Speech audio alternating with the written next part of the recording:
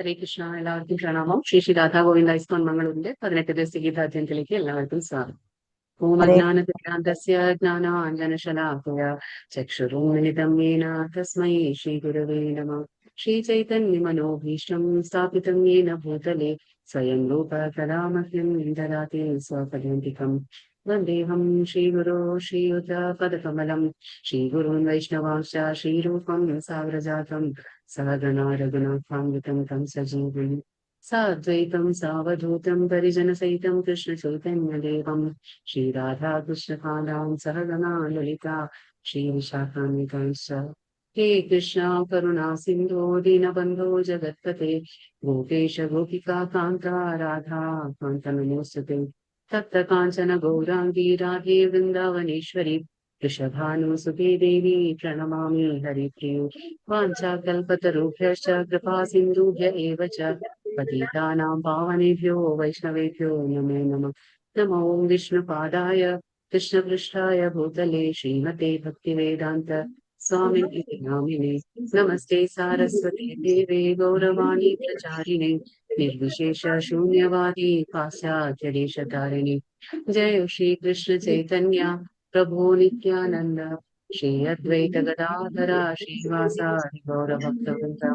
ഹരേ കൃഷ്ണ കൃഷ്ണ കൃഷ്ണ ഹരേ ഹരേ ഹരേ രാമ രാമ രാമ ഹരേ ഹരേ. ഹരേ കൃഷ്ണ. ഹരേ കൃഷ്ണ. ഹരേ കൃഷ്ണ. ഹരേ കൃഷ്ണ. ഹരേ കൃഷ്ണ. ഹരേ പ്രണാമം. കൃഷ്ണ. ഹരേ കൃഷ്ണ. ഹരേ ഹരേ കൃഷ്ണ. ഹരേ കൃഷ്ണ മാതാജീസ്. ഹരേ കൃഷ്ണ. ഹരേ കൃഷ്ണ മാതാജി. ഹരേ കൃഷ്ണ. പ്രണാമം. പ്രണാമം. ഹരേ കൃഷ്ണ മാതാജി. ഹരേ കൃഷ്ണ. പ്രണാമം. മാതാജി ലെവൽ 2-ലും ഈ ക്വിസ് പ്രോഗ്രാം ഉണ്ടോ? അത് നമുക്ക് ലാസ്റ്റ് സംസാരിക്കാം മാതാജി. നമുക്കിപ്പോ ക്ലാസ് തുടങ്ങാം, കാരണം ലേറ്റ് ആവും. ഹരേ കൃഷ്ണ. അപ്പൊ അധ്യായം 18 സന്യാസത്തിന്റെ പരിപൂർണത അല്ലെങ്കിൽ മോക്ഷ സന്യാസം എന്നും കൂടി നമ്മൾ ഈ അധ്യായത്തിനെ വിളിക്കുന്നു. അപ്പൊ നമ്മൾ ഇന്നലെ അധ്യായം 17 നമ്മൾ മനസ്സിലാക്കി ശ്രദ്ധാവിഭാഗങ്ങൾ. ശ്രദ്ധ എന്ന് പറഞ്ഞാൽ എന്താണ് ശ്രദ്ധ എന്ന് പറഞ്ഞാൽ വിശ്വാസം. അപ്പൊ ഓക്കെ, അപ്പൊ മനുഷ്യന്മാർക്ക് 4 ദോഷങ്ങൾ ഉണ്ടെന്ന് ഞാൻ പറഞ്ഞു. ഏതൊക്കെയാണത്? ഏതൊക്കെയാ 4 ദോഷങ്ങൾ? അപക്വമായ ഇന്ദ്രിയങ്ങൾ, അപക്വമായ ഇന്ദ്രിയങ്ങൾ,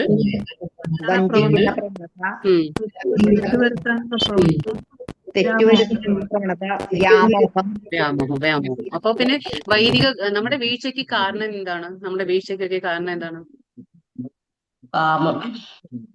അല്ല, വ്യാമോഹം, വൈദിക ഗ്രന്ഥങ്ങളോടുള്ള അനാദരവും വിശ്വാസമില്ലായ്മ. 3 കാര്യങ്ങൾ പറഞ്ഞില്ലേ?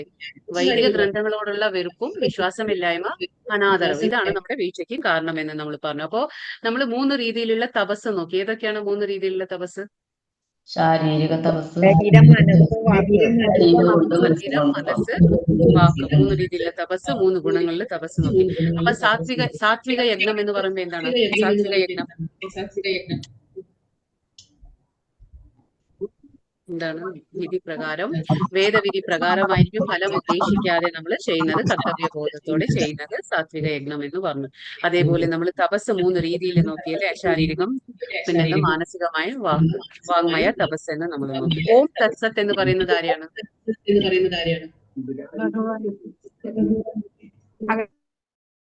ഭഗവാന്. ഓം തത്സത്ത് എന്ന് പറയുന്നത് ഭഗവാനെ തന്നെ ഉദ്ദേശിച്ചു. ഓക്കെ, നമ്മൾ ഈ ദാനമായാലും യജ്ഞമായാലും തപസ്സായാലും ഭഗവാനെ ഉദ്ദേശിച്ച് ചെയ്തില്ലെങ്കിൽ അത് എന്തെന്നറിയപ്പെടും? അസത്ത് എന്നറിയപ്പെടും. അതാണ് നമ്മൾ ഇന്നലെ മനസ്സിലാക്കിയാൽ. ഇതെല്ലാം ഇന്ന് നമുക്ക് 18-ാം അധ്യായം നോക്കാം.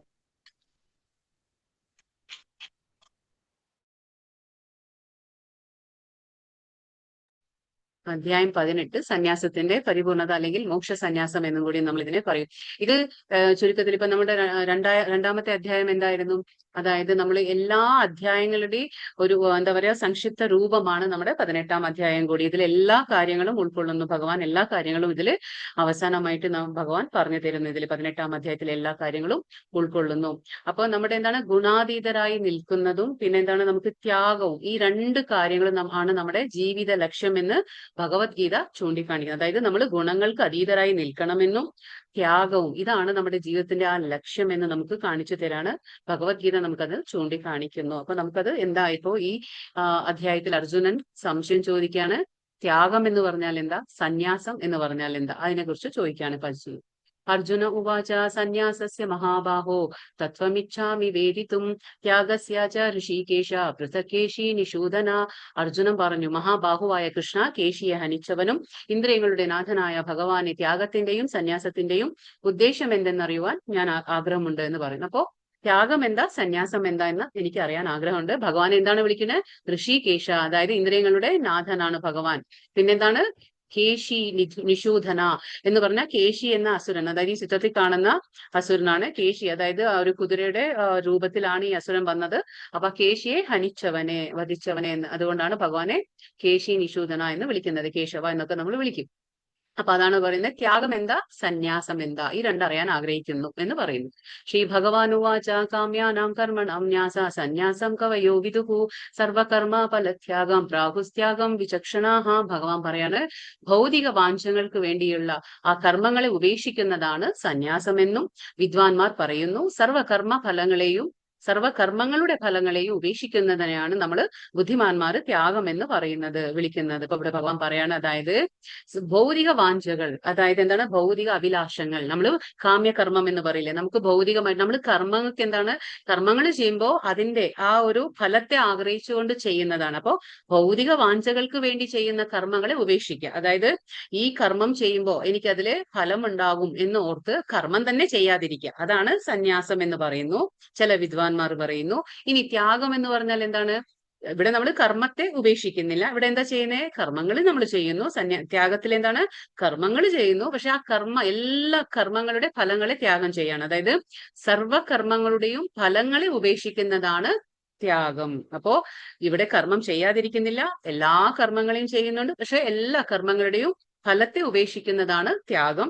പക്ഷെ കർമ്മങ്ങളുടെ ഫലങ്ങൾ ഉണ്ടാവും എന്നോർത്ത് കർമ്മത്തെ തന്നെ നമ്മൾ ഉപേക്ഷിക്കുന്നത് സന്യാസം. അതാണ് ഇവിടെ ഭഗവാൻ പറഞ്ഞു, അത് ചില വിദ്വാൻമാർ പറയുന്നു എന്ന് ഭഗവാൻ പറഞ്ഞു കൊടുക്കാണ്. ഇനിയിപ്പോ മൂന്നാമത്തിൽ എന്താ പറയുന്നു ഭഗവാൻ, എല്ലാ കാമ്യകർമ്മങ്ങളും ആകയാൽ ത്യജിക്കണം എന്ന് ബുദ്ധിമാന്മാരായ ചിലർ പറയുന്നുണ്ട്. അതായത് പിന്നെ പറയുന്നു, യജ്ഞം, തപസ്, ദാനം എന്നിവ ഒരിക്കലും ഉപേക്ഷിക്കാൻ പാടില്ല എന്ന് മറ്റു ചില ഋഷികൾ അഭിപ്രായപ്പെടുന്നു. അപ്പൊ ഇവിടെ ഭഗവാൻ പറയുന്ന ചിലരെങ്ങനെ പറയുന്നു, കർമ്മങ്ങൾ, അതായത് എല്ലാ കാമ്യകർമ്മങ്ങളും ദോഷകരങ്ങളാണ്, കാരണം അത് നമ്മളെ ബന്ധനത്തിലാക്കും, കാമ്യകർമ്മങ്ങൾ എന്ന് പറഞ്ഞ് അതിനെ ത്യജിക്കണമെന്ന് ചില ബുദ്ധിമാന്മാർ അഭിപ്രായപ്പെടുന്നു.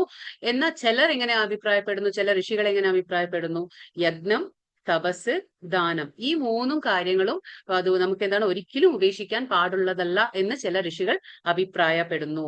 അപ്പൊ ഇത് ഭഗവാൻ മറ്റുള്ളവരുടെ അഭിപ്രായങ്ങൾ പറയാണ്, ഇനി ഭഗവാന്റെ അഭിപ്രായം ഭഗവാൻ പറയുന്നു. ഇപ്പൊ മനസ്സിലായി, എന്താ പറയുക, സന്യാസം എന്ന് പറയുമ്പോൾ എന്താണ്, കാമ്യകർമ്മങ്ങളെ ഉപേക്ഷിക്കുന്നത് സന്യാസം. അതായത് എന്താ പറയുക, ഭൗതിക വാഞ്ചകൾ അപേക്ഷിച്ചുകൊണ്ടുള്ള കർമ്മങ്ങളെ ഉപേക്ഷിക്കുന്നത് സന്യാസം, എല്ലാ കർമ്മങ്ങളുടെ ഫലത്തെ ഉപേക്ഷിക്കുന്നത് ത്യാഗം. ഇതാണ് പറയുന്നത്. ഇനിയിപ്പോ ഭഗവാൻ എന്താ പറയുന്നത്, ഹേ ഭാരത ശ്രേഷ്ഠ, ത്യാഗത്തെ കുറിച്ച് എന്റെ വിധി നിർണയം കേൾക്കൂ. ഇപ്പൊ ഭഗവാന്റെ അഭിപ്രായം ഭഗവാൻ പറയണം, അതായത് ഓരോരുത്തരും ഇങ്ങനെ പറഞ്ഞു, ഓരോ ഋഷിമാർ ഇങ്ങനെ പറഞ്ഞു, ഓരോ വിദ്വാൻമാർ ഇങ്ങനെ പറയുന്നു, ഇനി എന്റെ അഭിപ്രായത്തെ കേൾക്കൂ. പുരുഷ വ്യാഘ്രമേ, ത്യാഗം 3 വിധമാണെന്ന് ധർമ്മശാസ്ത്രങ്ങളിൽ പ്രസ്താവിച്ചിട്ടുണ്ട്. ഇപ്പൊ നമ്മൾ ഇന്നലെ ആഹാരം, യജ്ഞ, തപസ്, ദാനം കണ്ടു അല്ലെ, 3 രീതിയിൽ, സത്വത്തിൽ എങ്ങനെയാ, രജോ ഗുണത്തിൽ എങ്ങനെയാ, തമോ ഗുണത്തിൽ എങ്ങനെയാ. അപ്പോ ഇവിടെ പറയുന്നു, ഇനി 3 വിധത്തിലുള്ള ത്യാഗത്തെ കുറിച്ച് ഭഗവാൻ പറയാൻ പോവാണ്. അപ്പൊ ഭഗവാന്റെ അഭിപ്രായം എന്താണ്, ഇപ്പൊ ഭഗവാൻ പറയാണ്, യജ്ഞം, ദാനം, തപസ് എന്നീ കർമ്മങ്ങൾ ഉപേക്ഷിക്കേണ്ടവയല്ല. ഭഗവാന്റെ അഭിപ്രായമാണ്, അവ അനുഷ്ഠിക്കപ്പെടണം. കാരണം എന്താണ്, മഹാത്മാക്കളെ പോലും വിശുദ്ധീകരിക്കുന്നവയാണവ 3. മഹാത്മാക്കൾ എന്ന് പറഞ്ഞവരാണ് ശുദ്ധ ഭക്തന്മാർ അല്ലെ, പരിശുദ്ധ ഭക്തന്മാർ ഭഗവാന്റെ. അപ്പൊ ഭഗവാൻ പറയുന്നു, ഒരിക്കലും നമ്മൾ എന്താണ്, ഈ യജ്ഞമായാലും ദാനമായാലും തപസ്സായാലും നമ്മൾ ഒരിക്കലും അത് ഉപേക്ഷിക്കാൻ പാടുള്ളതല്ല. അവ എന്താണ്, അനുഷ്ഠിക്കപ്പെടണം. മഹാത്മാക്കളെ പോലും അത് വിശുദ്ധീകരിക്കുന്ന ഒന്നാണ് ഈ 3 കാര്യങ്ങൾ. അപ്പൊ അത് നമ്മൾ ഉപേക്ഷിക്കാൻ പാടില്ല എന്ന് ഭഗവാൻ ഇവിടെ 5ാം ശ്ലോകത്തിൽ അതിനെ വ്യക്തമാക്കി കൊടുക്കുകയാണ് ഭഗവാൻ. ഇനി 6ാമത്തെ ശ്ലോകത്തിൽ ഇവിടെ എന്താ ഭഗവാൻ പറയുന്നത്, ആസക്തിയോ പല ഉദ്ദേശമോ കൂടാതെ അനുഷ്ഠിക്കപ്പെടേണ്ടവയാണ് ഈ കർമ്മങ്ങൾ. പക്ഷെ യജ്ഞമായാലും തപസ്സായാലും ദാനമായാലും എങ്ങനെ ചെയ്യണം, അതിനെ അനുഷ്ഠിക്കുമ്പോൾ നമ്മൾ എന്താണ്, ആസക്തിയോ, അതിൽ ഒരുപാട് നമ്മൾ ആസക്തി, നമ്മൾ പറയില്ലേ രാഗദ്വേഷം എന്നൊക്കെ, അറ്റാച്ച്മെന്റ്, ആസക്തി എന്ന് പറഞ്ഞാൽ അറ്റാച്ച്മെന്റ്, ഒരുപാട് ആസക്തി കൂടാതെ അതിൽ ഫലം ഉദ്ദേശിക്കാതെ അനുഷ്ഠിക്കേണ്ട കർമ്മങ്ങളാണ്. ഹേ പാർത്ഥ, കർത്തവ്യ നിർവഹണം എന്ന നിലയിലാണ് അവ നിറവേറ്റേണ്ടത്. ഇതാണ് എന്റെ അന്തിമമായ അഭിപ്രായം. അപ്പോ ഭഗവാൻ എന്തെങ്കിലും പറഞ്ഞാൽ അതാണല്ലോ ഫൈനൽ അതോറിറ്റി അല്ലെ. നമുക്ക് ഭഗവാന്റെ നിർണയമാണ്, അഭിപ്രായമാണ് അന്തിമമായ നിർണയം. അപ്പൊ ഭഗവാൻ ഇവിടെ എന്ത് പറയുന്നു? ഈ മൂന്നും നമ്മൾ ഉപേക്ഷിക്കേണ്ടതല്ല, അനുഷ്ഠിക്കപ്പെടണം. കാരണം ഇതെല്ലാം ഏതൊരു മഹാത്മാക്കളെ പോലും വിശുദ്ധീകരിക്കുന്നതാണ്. പക്ഷെ എങ്ങനെ ചെയ്യണം? ആസക്തിയോ പല ഉദ്ദേശ്യമോ കൂടാതെ അനുഷ്ഠിക്കപ്പെടേണ്ടവയാണ് ഈ കർമ്മങ്ങൾ. കർത്തവ്യ നിർവഹണം എന്ന നിലയിൽ മാത്രം, എന്റെ ധാർമ്മിക ബാധ്യതയാണ്, നിയത കർമ്മമാണ് എന്ന നിലയിൽ നമ്മൾ അനുഷ്ഠിക്കണം എന്നിപ്പോ ഭഗവാൻ പറയുന്നു. ഇനിയിപ്പോ 3 ഗുണത്തിലുള്ള ആ ത്യാഗത്തെ കുറിച്ച് ഭഗവാൻ പറയാണ്. ഏതാണ് ത്യാഗം? സത്വത്തിലും രജോ ഗുണത്തിലും തമോ ഗുണത്തിൽ എങ്ങനെയാന്ന് ഭഗവാൻ പറഞ്ഞിരുന്നു. നിയത കർമ്മങ്ങളെ ഒരിക്കലും ഉപേക്ഷിച്ചുകൂടാ. എന്താണ്? വ്യാമോഹം കൊണ്ട് അങ്ങനെ ചെയ്തുവെങ്കിൽ ആ ത്യാഗം തമോ ഗുണത്തിലാണ്. അപ്പോ നമ്മൾ വ്യാമോഹം കൊണ്ട്, അതായത് മിഥ്യാബോധം കൊണ്ട്, അതായത് ഇപ്പൊ നമുക്ക് പ്രത്യേക തരത്തിലുള്ള ഒരു ആശയം ഉണ്ടാവും. ആ ആശയത്തെ നമ്മൾ തെറ്റായ ഒരു ആശയമായിരിക്കും, അത് അബോധമായിരിക്കും. അത് നമ്മൾ വളർത്തിക്കൊണ്ട് നമ്മളിപ്പോ ആ ത്യാഗം ചെയ്യുകയാണെങ്കിൽ, കർമ്മങ്ങൾ ചെയ്യാതിരിക്കുകയാണെങ്കിൽ, അങ്ങനെ ചെയ്യുകയാണെങ്കിൽ എന്താണത്? തമോ ഗുണമാണ്. അതായത് നിയത കർമ്മങ്ങളാണ് അതൊരിക്കലും നമ്മൾ ഉപേക്ഷിക്കാൻ പാടില്ല. പക്ഷെ നമുക്ക് ഈ വ്യാമോഹം ബാധിച്ച്, അതായത് മിഥ്യാബോധം ബാധിച്ചുകൊണ്ട് നമ്മൾ അതിനെ ചെയ്യുന്നില്ലെങ്കിൽ അത് തമോ ഗുണത്തിലാകുന്നു. അത് നമുക്ക് തമോ ഗുണത്തിലാകുന്നു. മ്യൂട്ട് ചെയ്യണേ. ഹരേ കൃഷ്ണ എല്ലാവരും. ഓക്കെ. അപ്പൊ അത് തമോ ഗുണത്തിലാകുന്നു എന്ന് ഭഗവാൻ പറയുന്നു. ഇനിയിപ്പോ രാജസ ഗുണത്തിലുള്ള ത്യാഗം എങ്ങനെയാണ്? നിയത കർമ്മങ്ങൾ ക്ലേശകരമെന്ന് വെച്ചോ ബുദ്ധിമുട്ടായി കണക്കാക്കിയോ ചെയ്യാതെ വിടുന്നത് രാജസമായ ത്യാഗമാണ്. അത്തരം പ്രവൃത്തി ഒരിക്കലും ത്യാഗത്തിന്റെ ഉന്നതിയിലേക്ക് നമ്മളെ നയിക്കുന്നില്ല. അപ്പൊ ത്യാഗം ചിലരെങ്ങനെയാണ്? ചിലര് അവരുടെ വ്യാമോഹം കൊണ്ട്, അതായത് മിഥ്യമായ ബോധം കൊണ്ട് അവര് ഒന്നും തന്നെ ചെയ്യില്ല, അത് ത്യാഗം ചെയ്യാണ്. അപ്പൊ എന്താണത്? തമോ ഗുണത്തില്. ഇനി ചിലവരെങ്ങനെയാണ്? അയ്യോ ഇതൊക്കെ ചെയ്യാൻ ബുദ്ധിമുട്ടാണല്ലോ, ഇതൊക്കെ ക്ലേശകരമാണെന്ന്, ബുദ്ധിമുട്ടാണെന്ന് കണക്കാക്കിക്കൊണ്ട് അതിനെ ഉപേക്ഷിക്കും. അതെന്താണ്? അപ്പൊ അത് രാജസികമായിട്ടുള്ള ത്യാഗമാണ്. അത് ത്യാഗം ചെയ്യാതിരിക്കുകയാണ്. അപ്പൊ അതെന്താണ്? രാജസികമായിട്ടുള്ള ത്യാഗം. ഇപ്പൊ എന്താണ് ഉദാഹരണം എന്ന് പറയുമ്പോ, ഇപ്പൊ നമ്മൾ കാലത്ത് എഴുന്നേൽക്കണം, ഇപ്പൊ കൃഷ്ണാവബോധം പരിശീലിക്കണം എന്ന് പറയുമ്പോൾ ഇപ്പൊ നമ്മൾ കാലത്ത് എഴുന്നേൽക്കണം, ഭഗവാന്റെ കാര്യങ്ങൾ കേൾക്കണം, ഹരേ കൃഷ്ണ മന്ത്രം ജപിക്കണം, ഏകാദശി എന്നുള്ള ഈ ഉപവാസങ്ങൾ അനുഷ്ഠിക്കും. ഇങ്ങനെല്ലാം നമ്മൾ ചിന്തിക്കുമ്പോൾ അയ്യോ ഇതെല്ലാം ബുദ്ധിമുട്ടാണ്, എനിക്ക് ക്ലേശകരമാണെന്ന് ഞാൻ ചിന്തിച്ച് അതിനെല്ലാം ത്യാഗം ചെയ്യുമ്പോൾ അതെന്തായി സംഭവിച്ചു? അതെല്ലാം രാജസമായ ത്യാഗമായി മാറുന്നു. അതാണ് ഇവിടെ ഭഗവാൻ പറയുന്നത്. അപ്പൊ അതിനാണ് പറയുന്നത് നമ്മൾ ബുദ്ധിമുട്ടായി കണക്കാക്കിക്കൊണ്ട് വിടുന്നത്. പിന്നെ ഇനി എന്താ? മൂന്നാമത് പറയുന്നു ഭഗവാൻ സാത്വിക ത്യാഗം എങ്ങനെയാണ്? ഹേ അർജുന, ഭൗതിക സംഗ്രഹീതനായും ഫലം ഉദ്ദേശിക്കാതെയും തന്റെ കർത്തവ്യമാണെന്ന് മാത്രം കരുതിക്കൊണ്ട് വിധിക്കപ്പെട്ട കർമ്മം ചെയ്യുന്നവന്റെ ത്യാഗം സാത്വികമാണ്. കാരണം ഇവിടെ എന്താണ് ത്യാഗം എന്ന് പറഞ്ഞാൽ നമുക്ക് മനസ്സിലായി, എല്ലാ കർമ്മങ്ങളും നമ്മൾ ചെയ്യുന്നു, അതിന്റെ ആ ഫലങ്ങളെ നമ്മൾ ഉപേക്ഷിക്കുകയാണ്. അപ്പൊ ഇവിടെ എങ്ങനെയാണ് നമ്മൾ ചെയ്യുന്നത്? ആ ചെയ്യുമ്പോൾ ഏത് ബോധത്തോടു കൂടിയാണ് നമ്മൾ ചെയ്യുന്നത്? അതായത് ഫലം ഉദ്ദേശിക്കാതെ, ഫലം ഉദ്ദേശിക്കാതെ നമ്മൾ കർത്തവ്യം എന്ന നിലയിൽ മാത്രം നമ്മൾ ആ വിധിക്കപ്പെട്ട കർമ്മങ്ങൾ നമ്മൾ ചെയ്യുമ്പോൾ എന്താണത്? അത് സാത്വിക ത്യാഗം എന്ന് ഭഗവാൻ ഇവിടെ പറഞ്ഞു തരുന്നു. അതാണ് നമ്മൾ മനസ്സിലാക്കുന്നത്. തന്റെ കർത്തവ്യം മാത്രമാണെന്ന് കരുതിക്കൊണ്ട് നമ്മൾ ചെയ്യണം. ഇനിയിപ്പോ ഇവിടെ പറയുന്നു, താനും കൃഷ്ണനുമായുള്ള ആ ബന്ധത്തെ പറ്റി അറിഞ്ഞതുകൊണ്ട് പ്രവർത്തിക്കുന്ന കൃഷ്ണാവബോധനിഷ്ഠനായ ഒരു മനുഷ്യൻ എപ്പോഴും മുക്ത അവസ്ഥയിലാണ്. എന്താണ് പറയുന്നത് അങ്ങനെ? കാരണം അതായത് ആരാണോ കൃഷ്ണാവബോധത്തിൽ, കാരണം കൃഷ്ണാവബോധത്തിൽ ഒരു ആള് പ്രവർത്തിക്കണമെങ്കിൽ, ഒരു മനുഷ്യൻ എപ്പോഴും പ്രവർത്തിക്കണമെങ്കിൽ അദ്ദേഹം മുക്ത അവസ്ഥയിലാണ്. കാരണം എന്താണ്? ഞാൻ പറഞ്ഞു അകർമ്മ, അതായത് നമ്മൾ ചെയ്യുമ്പോൾ അകർമ്മ എന്ന് പറഞ്ഞാൽ എന്താണ്? നമ്മൾ അവിടെ കർമ്മം ചെയ്യുന്നുണ്ട്, ഫലത്തിനെ ആഗ്രഹിക്കുന്നില്ല, കർമ്മത്തിലോട് ആസക്തിയില്ല, ഫലത്തിലും നമ്മൾ ആഗ്രഹിക്കുന്നില്ല. അതാണ് അകർമ്മ. സകാമ എന്ന് പറയുമ്പോൾ നമ്മൾ കർമ്മം ചെയ്യും, അതിന്റെ ഫലം വേണമെന്ന് ആഗ്രഹിക്കും. ഇവിടെ എന്താണ്? കൃഷ്ണാവബോധത്തിൽ പ്രവർത്തിക്കുമ്പോൾ അവർക്ക് നല്ല ബോധ്യം ഉണ്ടായിരിക്കും, ഞാൻ ചെയ്യുന്ന കർമ്മം എന്റെ നിയത കർമ്മമാണ്, എന്റെ ധാർമ്മിക ബാധ്യതയാണ്. പക്ഷെ ഞാൻ ഇതിൽ കർമ്മത്തിൽ ആസക്തി ഇല്ലാതെ കർത്തവ്യം എന്ന രീതിയിൽ ഭഗവാന് സമർപ്പിച്ചുകൊണ്ട്, കർമ്മവും കർമ്മഫലവും എല്ലാം ഭഗവാന് സമർപ്പിച്ചുകൊണ്ട് ചെയ്യുമ്പോൾ എന്താണ്? അത് മനുഷ്യനെ എപ്പോഴും മുക്ത അവസ്ഥയിലാക്കും. അത് നമ്മളെ ബന്ധിക്കുന്നില്ല. കാരണം എന്താന്ന് വെച്ചാല് നമ്മൾ നല്ലത് ചെയ്യുമ്പോൾ പുണ്യഫലങ്ങള്, ചീത്ത കർമ്മങ്ങൾ ചെയ്യുമ്പോൾ എന്താണ്? എല്ലാവരും മ്യൂട്ട് ചെയ്യണേ. ഹരേ കൃഷ്ണ. ചീത്ത കർമ്മങ്ങൾ ചെയ്യുമ്പോൾ എന്താ സംഭവിക്കുക? അവിടെ ചീത്ത കർമ്മങ്ങൾ ചെയ്യുമ്പോൾ നമുക്ക് അതിൻ്റെതായ ആ ഒരു ഫലങ്ങൾ ഉണ്ടായിരിക്കും. അതായത് എന്താ പറയാ, നമുക്ക് ഇഷ്ടങ്ങളും അനിഷ്ടങ്ങളും എന്നൊക്കെ നമ്മൾ പറയുന്നില്ലേ, മിശ്രഫലങ്ങള്, നല്ലതും ചീത്തയുമായ ഫലങ്ങള്, ചിലപ്പോൾ രണ്ടും കൂടിയിട്ടുള്ള മിശ്രഫലങ്ങൾ, ഇതൊക്കെ നമ്മൾ അനുഭവിക്കണം. അപ്പൊ എന്താണ്? ഒരുപാട് നല്ല കർമ്മങ്ങൾ ചെയ്ത സ്വർഗത്തിലേക്ക് പോകും, ഒരുപാട് ചീത്ത കർമ്മങ്ങൾ ചെയ്ത നരകത്തിലേക്ക് പോകും, പിന്നെ മിശ്ര കർമ്മങ്ങൾ ഉണ്ടാവും, കർമ്മത്തിന്റെ ഫലങ്ങൾ ഉണ്ടാവും. അപ്പൊ ഇതൊന്നും തന്നെ ഒരു എന്താ പറയുക, കൃഷ്ണാവബോധനിഷ്ഠനായ ഒരു മനുഷ്യനെ ബാധിക്കുന്നില്ല. കാരണം അദ്ദേഹത്തിന് സുഖ ദുഃഖങ്ങൾ അങ്ങനെയുള്ള ആ ഒരു അവസ്ഥയിൽ നിന്ന് അദ്ദേഹം ഉയർന്നിരിക്കും. അതുകൊണ്ടാണ് ഇവിടെ പറയുന്നത്. തന്മൂലം അയാൾക്ക് എന്താണ്, മരണശേഷം സ്വകർമ്മ ഫലങ്ങളായ സുഖ ദുഃഖങ്ങൾ അനുഭവിക്കേണ്ട ആവശ്യം വരുന്നില്ല. കാരണം എന്താണ്, ഈ സുഖ ദുഃഖങ്ങൾ എന്തിന്റെ പരിണാമമാണ്? അതായത് നമ്മുടെ കർമ്മത്തിലുള്ള ആസക്തി മൂലമാണ് നമുക്കത് ബന്ധനമാക്കുന്നത്. നമ്മളൊരു കർമ്മം ചെയ്യും, ആ ഫലത്തിന് ആസക്തി ഉണ്ടാവും നമുക്ക്. അതിപ്പോ നമുക്ക് ഈ ജന്മത്തിൽ കിട്ടിയില്ലെങ്കിലും അടുത്ത ജന്മത്തിൽ നമുക്കത് സുഖ ദുഃഖങ്ങളായിട്ട് നമ്മുടെ പുറകെ അത് വരും. അതാണ് ഇവിടെ പറയുന്നത്. പക്ഷെ കൃഷ്ണാവബോധത്തിൽ പ്രവർത്തിക്കുന്നവൻ അത് ഉണ്ടാകില്ല എന്ന് ഇവിടെ ഭഗവാൻ പറയാണ്. ഇനി ഇവിടെ എന്താ പറയുന്നത്, ഇപ്പൊ ഇവിടെ നമ്മളിപ്പോ ത്യാഗത്തെ കുറിച്ച് പഠിച്ചു. ഇനിയിപ്പോ കർമ്മം ഭഗവാൻ പറയണേ 3 രീതിയിലുള്ള കർമ്മം എങ്ങനെയായിരിക്കും. സാത്വിക കർമ്മം അനാസക്തമായും രാഗദ്വേഷരഹിതമായും ഫല ആസക്തി കൂടാതെയും നിയന്ത്രിത ആത്മാവുമായും എന്താ പറയാ വിധത്തിൽ ചെയ്യുന്ന കർമ്മം എന്താണ്, സാത്വിക കർമ്മം. അതായത് നിയന്ത്രിതമായി ചെയ്യുന്ന വിധത്തിൽ ചെയ്യുന്ന കർമ്മം സാത്വികം. അതായത് ഇപ്പൊ നമുക്കിവിടെ ആസക്തി ഇല്ല. എന്തിൽ ആസക്തി? നമുക്ക് ഫല ആസക്തി ഇല്ലാതെ, ആ കർമ്മത്തിൽ പോലും ആസക്തിയില്ല. കർമ്മം ചെയ്യുന്നു എന്റെ ഒരു ധാർമ്മിക ബാധ്യത എന്ന നിലയ്ക്ക് മാത്രം, കർമ്മത്തിനോടും ആസക്തിയില്ലാതെ ഫലത്തിലും ആസക്തിയില്ലാതെ രാഗദ്വേഷരഹിതനായി, അതായത് രാഗം എന്ന് പറഞ്ഞ അറ്റാച്ച്മെന്റ്, നമ്മൾ പറഞ്ഞില്ലേ ആസക്തി ഇല്ലാതെ, അറ്റാച്ച്മെന്റ് ഇല്ലാതെ, അതിനോട് കൂടുതൽ അറ്റാച്ച്മെന്റ് ഇല്ലാതെ, പിന്നെ ദ്വേഷം, അതിനെ വെറുക്കുന്നുമില്ല, അതിനെ ഇഷ്ടപ്പെടുന്നുമില്ല, അതിനെ വെറുക്കുന്നുമില്ല. ആ രീതിയിൽ കർമ്മം ചെയ്യുമ്പോൾ എന്താണത്, സാത്വിക കർമ്മമാകുന്നു. ഇനി രണ്ടാമത്തെ എന്താ പറയുന്നത്, രാജസിക കർമ്മങ്ങൾ എങ്ങനെയാണ്? തന്റെ ആഗ്രഹം എന്താ പറയാ നിറവേറ്റാനായോ മിഥ്യ അഹംഭാവം കൊണ്ടോ ഏറെ പ്രയാസപ്പെട്ട് ചെയ്യുന്ന കർമ്മങ്ങളെല്ലാം രാജസിക കർമ്മമാണ്. ഇപ്പൊ ഇവിടെ എന്താണ്, ആഗ്രഹം നിറവേറ്റാൻ. അപ്പൊ നമുക്ക് എന്താണ്, ഒരു ആഗ്രഹം ഉണ്ട് അല്ലെ, നമ്മുടെ മനസ്സിൽ ആ കർമ്മം ചെയ്യാനായിട്ടുള്ള ഒരു ആഗ്രഹം ഉണ്ട്. അപ്പൊ കർമ്മത്തോട് നമുക്കൊരു ആസക്തി ഉണ്ട്.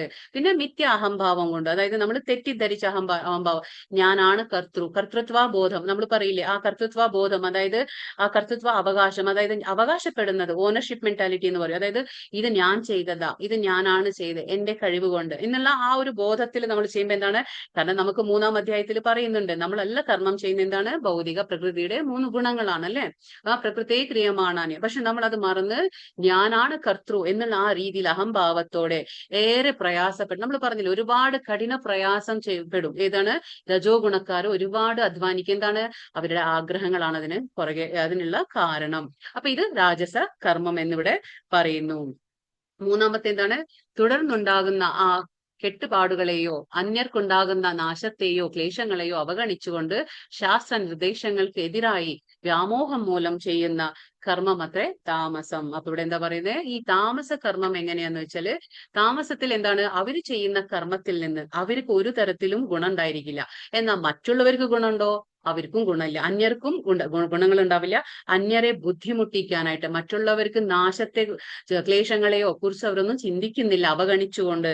അപ്പൊ നമുക്കറിയാലോ, ഇപ്പൊ ഹിരണ്യകശിപു ആയാലും ഭസ്മാസുരനായാലും ഇവരെല്ലാം കഠിനമായ പ്രയത്നം ചെയ്തു.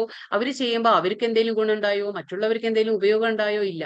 അതേപോലെ ഈ അണ്വായുധങ്ങൾ, നമ്മൾ ഈ അണ്വായുധം എല്ലാം കണ്ടുപിടിക്കുക, അതിൽ നിന്ന് ആർക്കെങ്കിലും നന്മ ഉണ്ടാകുന്നുണ്ടോ, ഇല്ല. മറ്റുള്ളവർക്ക് അതിൽ നിന്ന് നന്മ ഉണ്ടോ, ഇല്ല. അതാണ്, ഇതൊന്നും കണക്കാക്കാതെ ഇതെല്ലാം അവഗണിച്ചുകൊണ്ട്, നമ്മൾ ഉഗ്രകർമ്മങ്ങളെല്ലാം പറയില്ലേ, അപ്പൊ ഇതെല്ലാം അവഗണിച്ചുകൊണ്ട് എന്താണ്, ശാസ്ത്ര നിർദ്ദേശങ്ങൾക്ക് എതിരായി.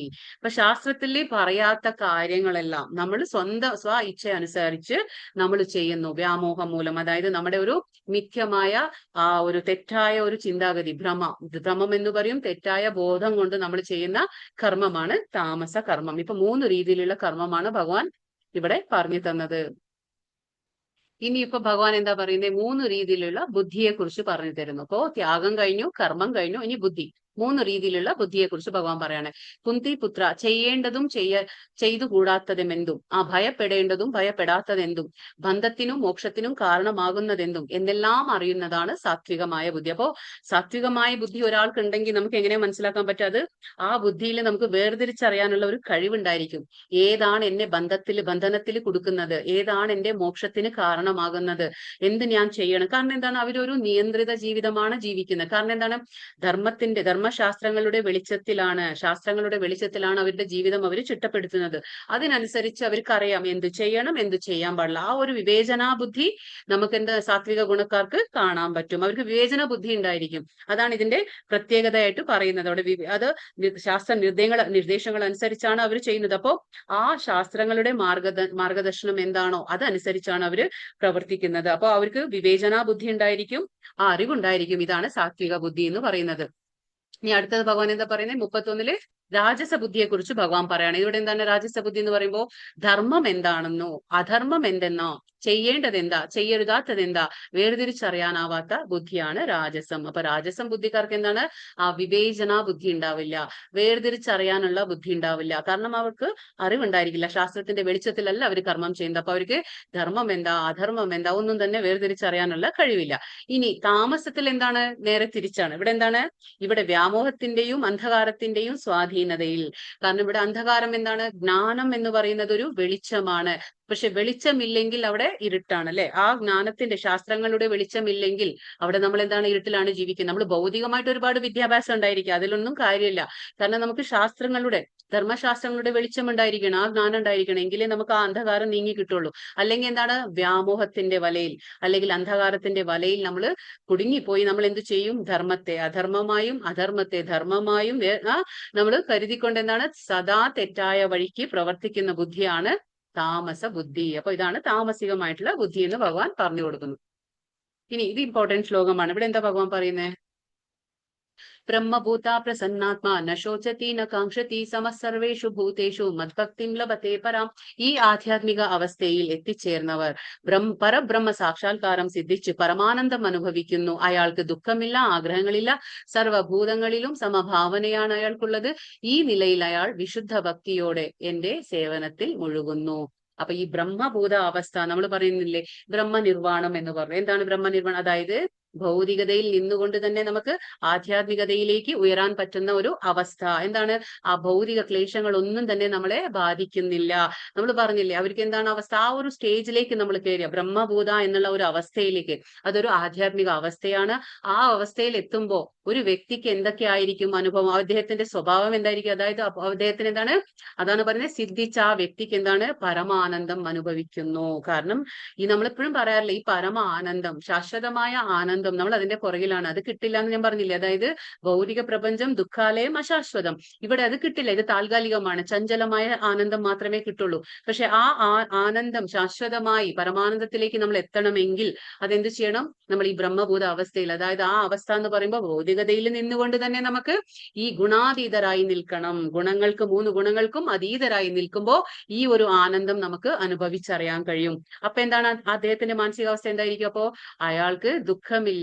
കാരണം എന്താണ്? 3 ക്ലേശങ്ങൾ അദ്ദേഹത്തെ ബാധിക്കില്ല. കാരണം എന്താണ്? നമ്മൾ പറഞ്ഞില്ല, ഈ ക്ലേശങ്ങൾ നമുക്ക് എങ്ങനെയാണ് ബാധിക്കുന്നത്? നമ്മുടെ മാനസികാവസ്ഥയാണ്. നമ്മൾ ആ അതായത് കർമ്മങ്ങളോടും കർമ്മത്തിന്റെ ഫലത്തോടുമുള്ള ആ ആസക്തി മൂലമാണ് നമുക്ക് ദുഃഖമായിട്ടും സുഖമായിട്ടും ഒക്കെ വരുന്നത്. അപ്പോ ഈ അവസ്ഥയെ നമ്മൾ തരണം ചെയ്തു കഴിഞ്ഞാൽ നമുക്ക് ദുഃഖമില്ല, ആഗ്രഹങ്ങളില്ല. എന്താണ് ആഗ്രഹം? ഭഗവാനെ പ്രീതിപ്പെടുത്താൻ എന്നുള്ള ഒരൊറ്റ ആഗ്രഹം വെക്കുമ്പോൾ എന്താണ്? അപ്പൊ ഭൗതികമായിട്ട് നമ്മുടെ ജീവിതത്തിൽ എന്ത് സംഭവിച്ചാലും നമുക്ക് അതിലൊന്നും നമ്മൾ എന്താ പറയാ വ്യതിചലിക്കില്ല. നമ്മൾ ആ ഭക്തിയുടെ മാർഗം സ്വീകരിച്ച് ഇതിലൊന്നും വ്യതിചലിക്കാതെ നമ്മൾ നിൽക്കും. അപ്പൊ ആഗ്രഹങ്ങൾ ഉണ്ടാവില്ല. സർവ്വഭൂതങ്ങളിലും സമഭാവനയാണ് അയാൾക്കുള്ളത്. ഇപ്പോ ഒരു നായെ കാണുമ്പോഴും, ഒരു പുലിയെ കാണുമ്പോഴും, ഒരു പശുവിനെ കാണുമ്പോഴും, ഒരു പുഴുവിനെ കാണുമ്പോഴും അദ്ദേഹത്തിന് ഒരേ ഭാവനയാണ്, സമഭാവന. നമ്മൾ പറഞ്ഞില്ലേ 5-ാം അധ്യായം 18-ാം ശ്ലോകത്തിൽ എന്ത് പറഞ്ഞു? പണ്ഡിത സമദർശിനഃ. ഒരു വിദ്വാനായ ഒരു വ്യക്തിക്ക്, പണ്ഡിതനായ വ്യക്തിക്ക് എല്ലാവരെയും സമദൃഷ്ടിയിൽ തന്നെ കാണാൻ കഴിയും. കാരണം എന്താണ്?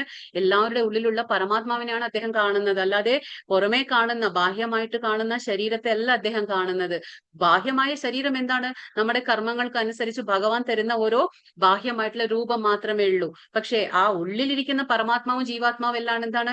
എല്ലാം ഒന്ന് തന്നെ. പക്ഷെ അത് ഓരോ ശരീരം ഇങ്ങനെ മാറി മാറി പോകുന്നു എന്ന് മാത്രം. അപ്പൊ അദ്ദേഹത്തിന് സമഭാവനയാണ്. പക്ഷെ നമുക്കിപ്പോ നമ്മൾ ഈ കാണുന്ന ആനയായാലും പുലിയായാലും അല്ലെങ്കിൽ ഒരു പുഴു ആയാലും ഇവരിൽ നിന്ന് നമ്മളൊക്കെ ഉത്കൃഷ്ടമാണെന്ന് നമുക്ക് ചിന്താഗതി ഉണ്ടെങ്കിൽ, നമുക്കത് തോന്നുന്നുണ്ടെങ്കിൽ നമ്മൾ എന്തെങ്കിലും കാണിക്കണത്?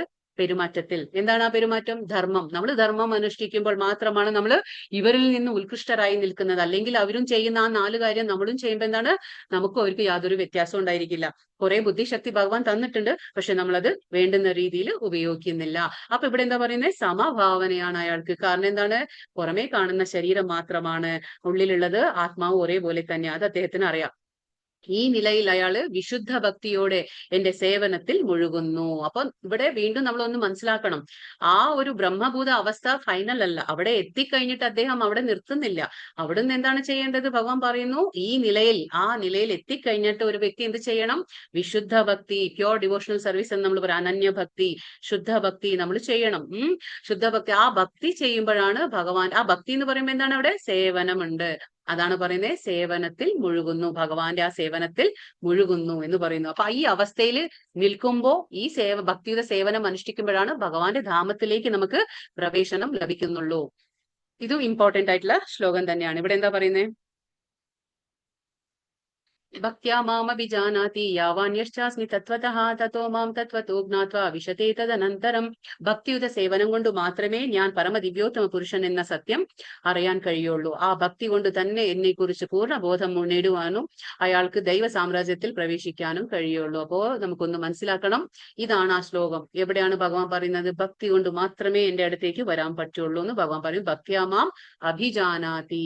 അപ്പൊ ഭഗവാൻ എപ്പോഴും, ഭഗവത്ഗീത നമുക്ക് നോക്കാം, എല്ലായിടത്തും ഭക്തി എന്നുള്ള കാര്യം പറയുന്നുണ്ട്.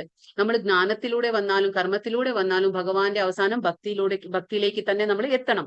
കാരണം ഭഗവാൻ പറയുന്നില്ലേ അല്ലെ, 9:26 എന്ത് പറഞ്ഞു? പത്രം പുഷ്പം ഫലം തോയം യോമേ ഭക്തിയാ പ്രയച്ഛതി. ആരാണോ എനിക്ക് ഇതൊക്കെ തരുന്നത്, ഭക്തിയോടെ പ്രേമത്തോടെ ഞാൻ സ്വീകരിക്കും എന്ന് ഭഗവാൻ പറയുന്നുണ്ട്. അപ്പോ ആ ഭക്തി എന്നുള്ളത് വളരെ ഇമ്പോർട്ടന്റ് ആണ്. ഭക്തിയുടെ സേവനം കൊണ്ട് മാത്രമേ നമുക്ക് ഭഗവാനെ പ്രാപിക്കാൻ കഴിയുള്ളൂ.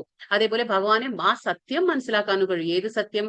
ഭഗവാനാണ് പരമദേവോത്തമ ദിവ്യോത്തമ പുരുഷൻ എന്ന് മനസ്സിലാക്കാനുള്ള ആ ഇത് നമുക്ക് തിരിച്ചറിവ്, ബോധം നമുക്ക് കിട്ടുള്ളൂ. ആ ഭക്തി കൊണ്ട് തന്നെ എന്നെ കുറിച്ച് പൂർണ്ണ ബോധം നേടാൻ പറ്റും. ഭക്തി ഇല്ലെങ്കിൽ ഭഗവാനെ നമുക്ക് മനസ്സിലാക്കാൻ കഴിയില്ല.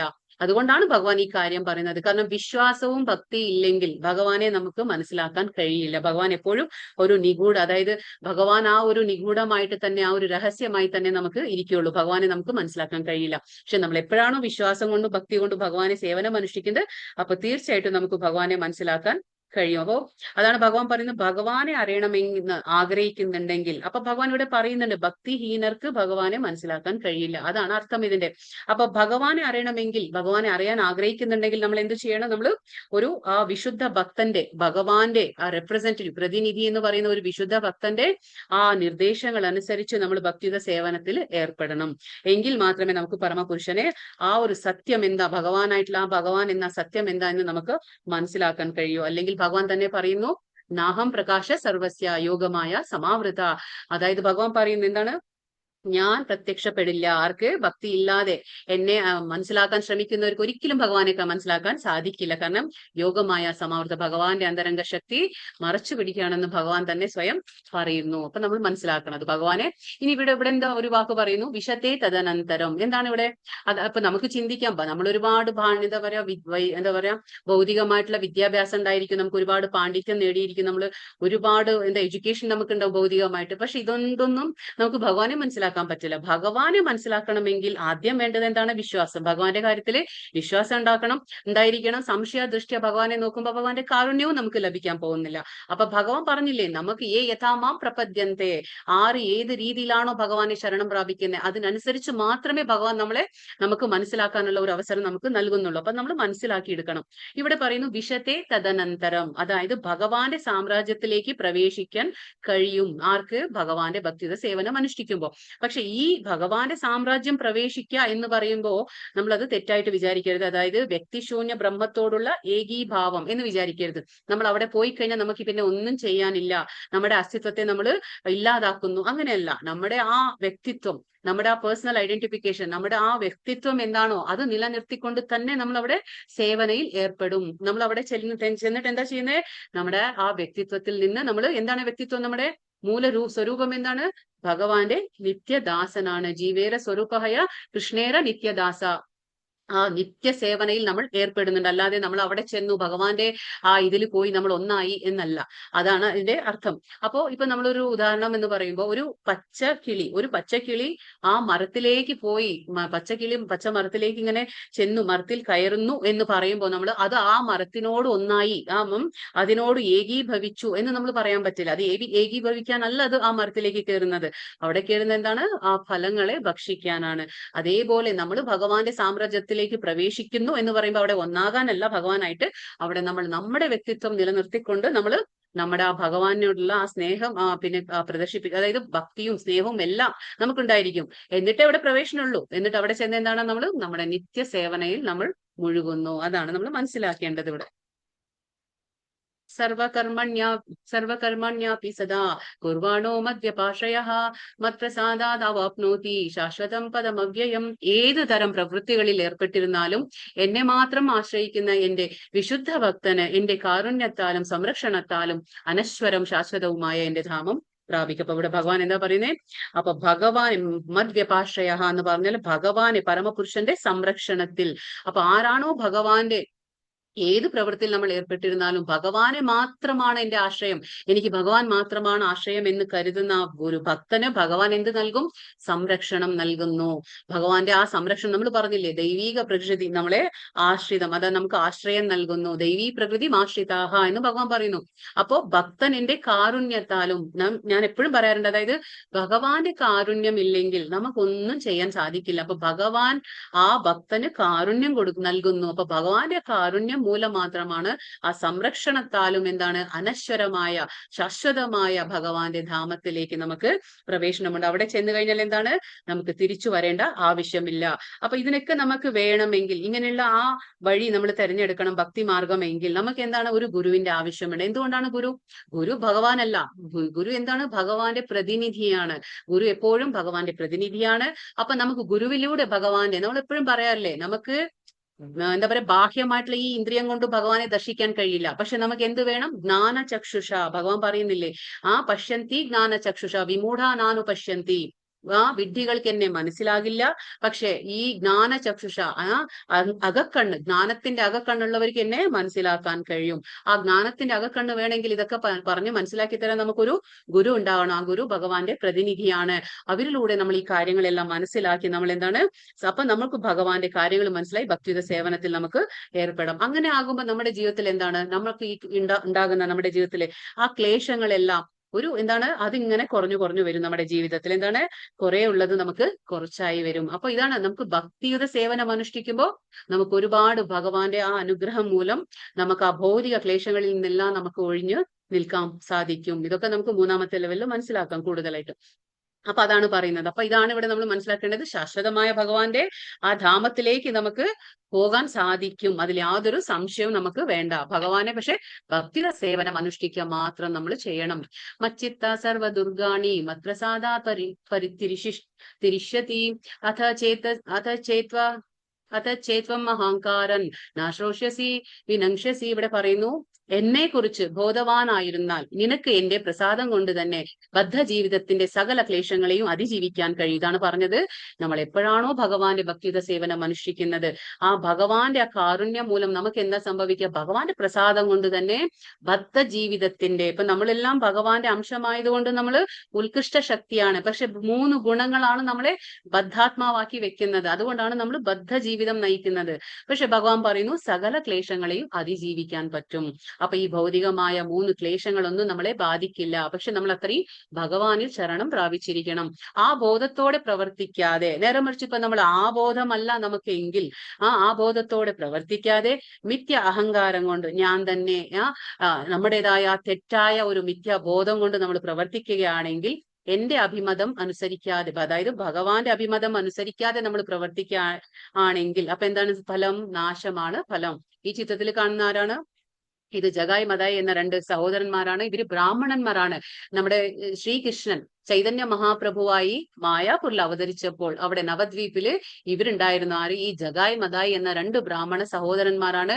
പക്ഷെ ബ്രാഹ്മണന്മാരായിട്ട് പോലും ഇവർക്ക് യാതൊരു ഗുണവും ഉണ്ടായിരുന്നില്ല. ഇവര് സ്ത്രീകളെ പീഡിപ്പിക്കുക, ഭക്തന്മാരെ അപമാനിക്കുക, മദ്യപിക്കുക, എല്ലാ വേണ്ടാത്ത കർമ്മങ്ങളും ഇവര് അനുഷ്ഠിച്ചു പോന്നിരുന്നു. ആര്? ജഗായ് മതായ്. അപ്പോ ഈ ഭഗവാൻ ശ്രീകൃഷ്ണൻ ചൈതന്യ പ്രഭുവായിട്ട് അവതരിച്ചത് എന്തിനാണ്?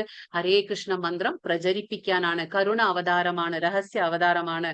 പക്ഷെ ആ സമയത്ത് എന്താണ്? ഭഗവാന്റെ ആരാണ്? നമുക്കറിയാം ഭഗവാൻ അവതരിക്കുമ്പോ ഭഗവാന്റെ കൂടെ തന്നെ സന്തത സഹചാരികളായിട്ട് ബലരാമൻ വന്നു, ഗദാധര പണ്ഡിറ്റ് വന്നു, അദ്വൈത ആചാര്യൻ, ശ്രീവാസൻ, നമ്മൾ പറയില്ലേ പഞ്ചതത്വങ്ങള്, അവരെല്ലാം വന്നു. അപ്പോ ഈ ചിത്രത്തിൽ കാണുന്ന ആരാണ്?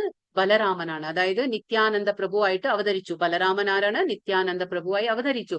അപ്പൊ ഈ ബലരാമൻ, അതായത് നിത്യാനന്ദ പ്രഭുവും ഹരിദാസ് ഠാക്കൂറും രണ്ടുപേരും ചേർന്ന് എന്താ ചെയ്തിരുന്നേ? ഭഗവാന്റെ നിർദ്ദേശം അനുസരിച്ച് എല്ലായിടത്തും വീടുതോറും കയറി ഇറങ്ങി ഇങ്ങനെ പറയായിരുന്നു, ഹരേ കൃഷ്ണ മന്ത്രം ജപിക്കൂ, ഭഗവാനെ ആശ്രയിക്കൂ, ശ്രീകൃഷ്ണ ഭഗവാനെ ആശ്രയിക്കൂ, ഹരേ കൃഷ്ണ മന്ത്രം ജപിക്കൂ, കലിയുഗത്തിൽ ഇത് മാത്രമാണ് ഒരു വഴി എന്നിങ്ങനെ ഇവര് പ്രചരിപ്പിച്ചുകൊണ്ട് നടക്കും. പക്ഷെ ഈ സഹോദരന്മാരുടെ അടുത്ത് ചെന്നു, അവരോടും ഇങ്ങനെ പറഞ്ഞു. പക്ഷെ അവർക്കത് ഇഷ്ടപ്പെട്ടില്ല. ഇവരെ ആക്രമിക്കാനാണ് പോയത്. അപ്പോ വീണ്ടും അടുത്ത ദിവസം വന്നിട്ടും ഇതേപോലെ നിത്യാനന്ദ പ്രഭു അവരെ സമീപിച്ചു. വീണ്ടും ഇതേ കാര്യം പറയാണ്, ദയവായി ഹരേ കൃഷ്ണ മന്ത്രം ജപിക്കൂ, കലിയുഗത്തിന്റെ ധർമ്മമാണ് എന്നൊക്കെ പറയുമ്പോൾ അവർക്ക് ദേഷ്യം വന്ന് എന്ത് ചെയ്തു? അതിൽ മതായി എന്നുള്ള അദ്ദേഹം എന്ത് ചെയ്തു? ഒരു അടുത്തുണ്ടായിരുന്ന ഒരു മൺപാത്രത്തിന്റെ കഷ്ണം എടുത്ത് എന്താ പറയാ എന്താ നമ്മുടെ ബലരാമന്റെ, അതായത് നിത്യാനന്ദ പ്രഭുവിന്റെ നെറ്റിയിൽ അടിച്ചു.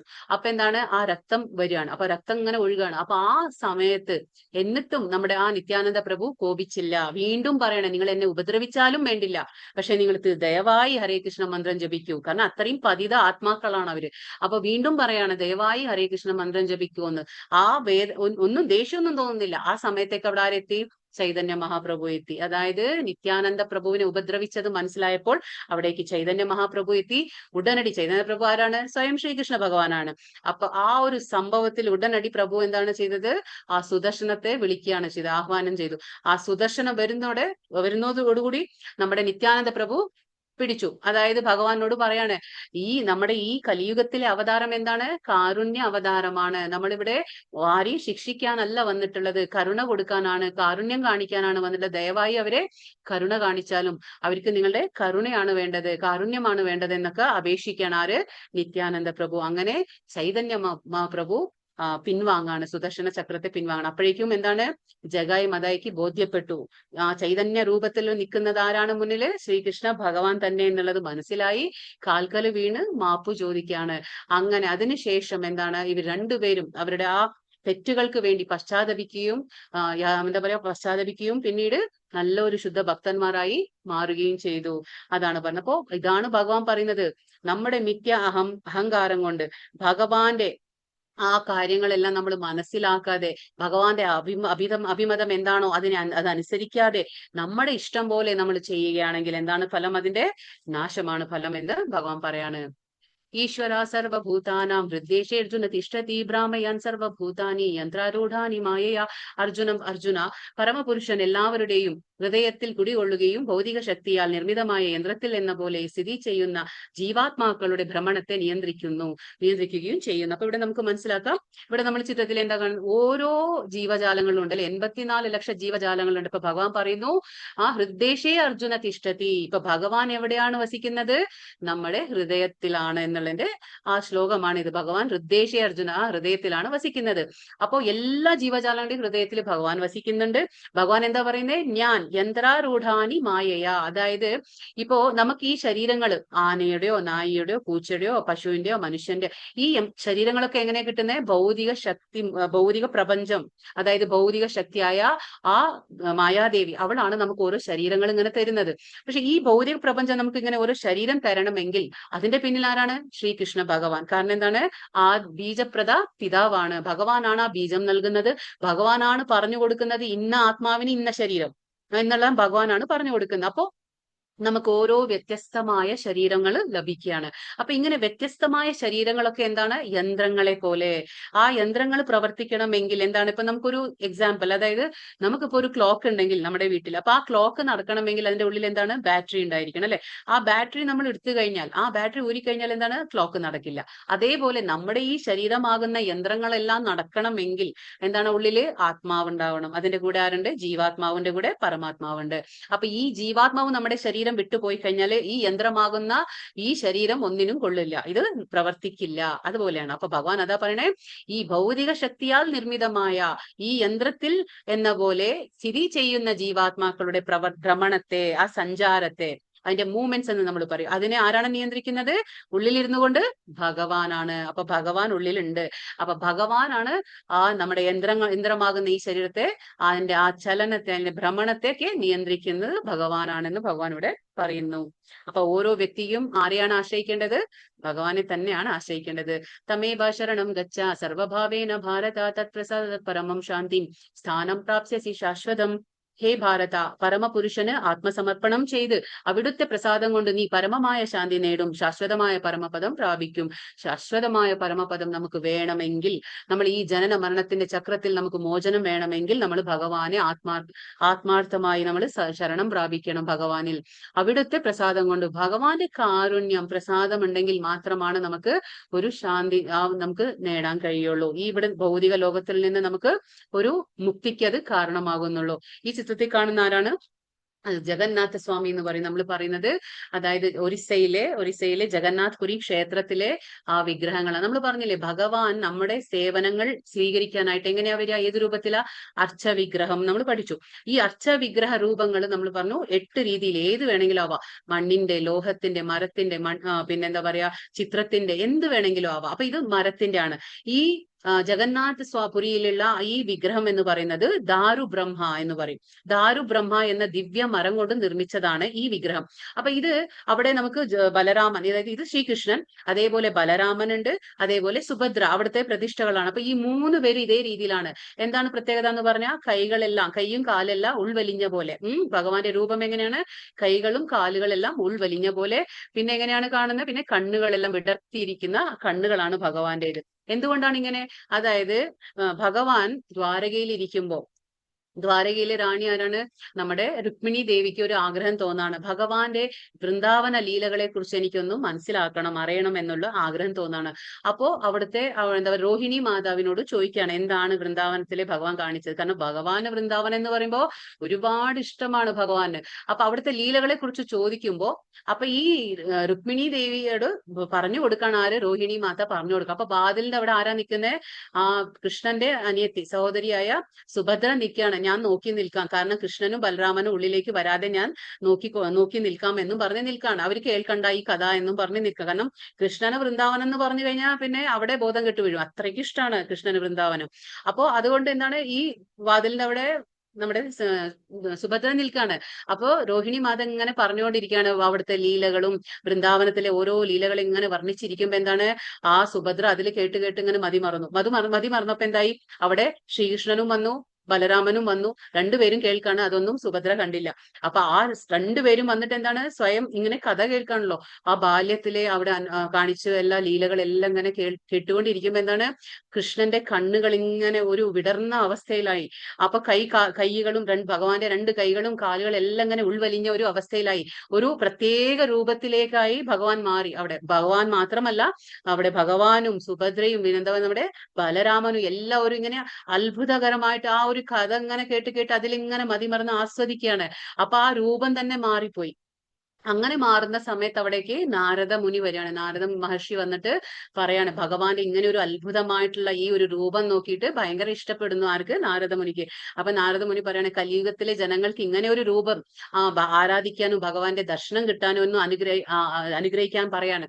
അപ്പൊ അങ്ങനെയാണ് ഈ നാരദ മുനി ആഗ്രഹിച്ചത് കൊണ്ട് ഇങ്ങനെ ഒരു രൂപമാണ് ഭഗവാൻ കലിയുഗത്തിൽ നമ്മുടെ എന്താ പറയാ ജഗന്നാഥ് പുരി ഒറീസയിലെ ഈ രൂപത്തിലാണ് ജഗന്നാഥ്, ബലദേവ്, സുഭദ്ര എന്ന് പറയും. അപ്പൊ ഈ 3 പേരും, 2 സഹോദരന്മാരും 1 സഹോദരിയും, ഇങ്ങനെ ഈ 3 പേരും ആ ജഗന്നാഥ് പുരിയിൽ. ഇവിടെ കാണുന്ന ആരാണ്? ഇവിടെ അടിച്ചു വരുന്നത് ആരാണ്? നമ്മുടെ രാജ പ്രതാപരുദ്ര എന്ന് പറയും. ഇതായത് നമ്മുടെ ആ ജഗന്നാഥ് പുരിയിലെ രാജാവാണ്. പ്രതാപരുദ്ര എന്ന രാജാവാണ്. രാജാവ് എന്താ ചെയ്യുന്നത്? അവിടെ വർഷത്തിലൊരിക്കൽ രഥോത്സവം നടക്കും. എവിടെ? ജഗന്നാഥ് പുരിയിലെ എല്ലാ വർഷവും രഥോത്സവം നടക്കും. അപ്പോ ആ രഥോത്സവം, അതായത് രഥം വരുന്ന ആ രാജവീതിയെ എല്ലാം സ്വയം ആരാണ് അടിച്ചു വരുന്നത്? രാജാവാണ്. രാജാവ് സ്വയം അടിച്ചു വാരാണ്. ചൂലെടുത്ത് രഥം വരുന്ന വഴി മുഴുവനും അടിച്ചുവാരി കൊടുക്കണം. എന്താണ് ഈ രാജാവ് ഇങ്ങനെ ചെയ്യുന്നത്? അത് മറ്റുള്ളവർക്ക് കാണിച്ചു തരാണ്. അതായത് നമ്മൾ പറഞ്ഞില്ലേ, യദ്യദാചരതി ശ്രേഷ്ഠ. അതായത് ഞാനൊരു രാജാവാണെന്നോ, ആ ഭൗതികമായിട്ട് നമുക്ക് എത്ര വലിയ സ്ഥാനം ഉണ്ടായിക്കോട്ടെ, നമുക്ക് എത്ര വലിയ പഠിപ്പും വിദ്യാഭ്യാസവും സൗന്ദര്യവും എന്തുണ്ടായിക്കോട്ടെ, പക്ഷെ ഭഗവാന്റെ മുന്നിൽ നമ്മൾ ഒന്നുമല്ല. ഭഗവാന്റെ മുന്നിൽ നമ്മൾ ആരാണ്? നമ്മളൊരു നിത്യദാസനാണ്, സേവകനാണ്.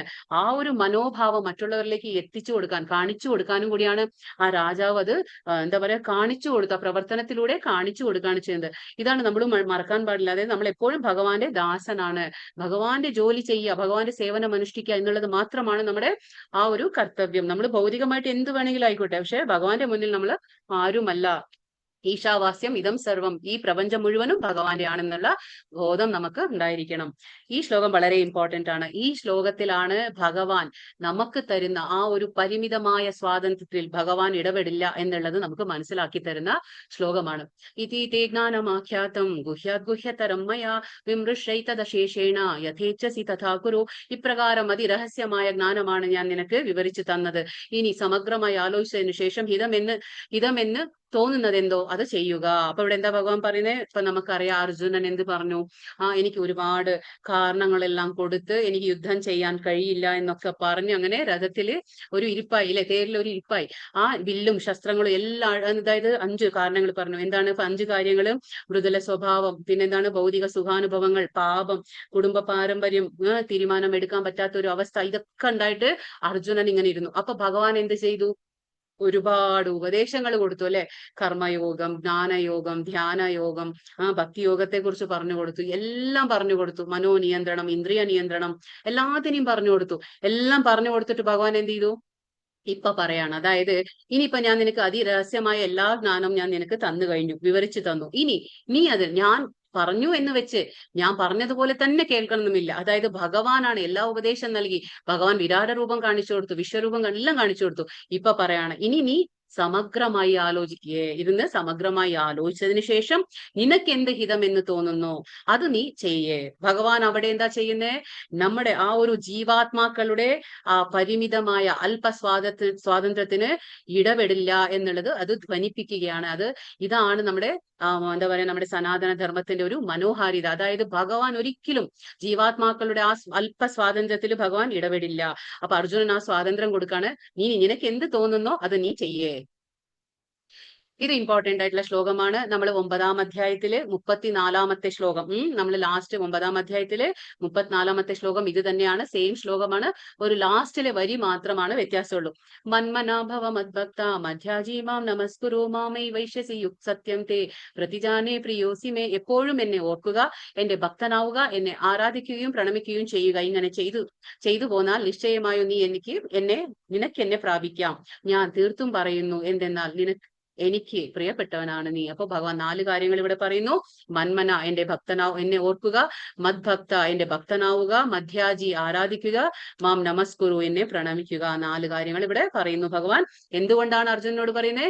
അതായത് അർജുനൻ ഭഗവാൻ ഏറ്റവും പ്രിയപ്പെട്ട ഒരു ഭക്തനാണ്, ഭക്തനും ശിഷ്യനും എല്ലാം ആണ്, ഭഗവാൻ സുഹൃത്താണ്. അപ്പൊ നമ്മളും അതേപോലെ അർജുനൻ എന്താണ്? നമ്മളെ ഓരോരുത്തരെയും പ്രതിനിധീകരിക്കുകയാണ്. അപ്പൊ നമ്മൾ അർജുനന്റെ വഴിയിൽ ആ മാർഗം പിന്തുടരുമ്പോൾ, നമ്മൾ ഭഗവാൻ പറയുന്ന പോലെ നമ്മൾ കേൾക്കുമ്പോ എന്താണ്? അപ്പൊ നമ്മളും ഭഗവാന്റെ ഭക്തനാകുമ്പോ, ശിഷ്യനാകുമ്പോ എന്താണ്? തീർച്ചയായിട്ടും നമുക്ക് ഭഗവാൻ ആ ഒരു ഭക്തിയുടെ കാര്യത്തിൽ നമുക്ക് പരിപൂർണത നേടാനും പറ്റും. പിന്നെന്താണ്? ഭഗവാനെ പ്രാപിക്കാനും സാധിക്കും. അതാണ് ഇവിടെ പറഞ്ഞ് മനസ്സിലാക്കി തരുന്നത് ഭഗവാൻ. ഇത് ഇമ്പോർട്ടന്റ് ആയിട്ടുള്ള ശ്ലോകമാണ്. സർവധർമാൻ പരിത്യജ്യ മാമേകം ശരണം വ്രജ അഹം ത്വാം സർവ പാപേഭ്യോ മോക്ഷയിഷ്യാമി മാ ശുചഃ.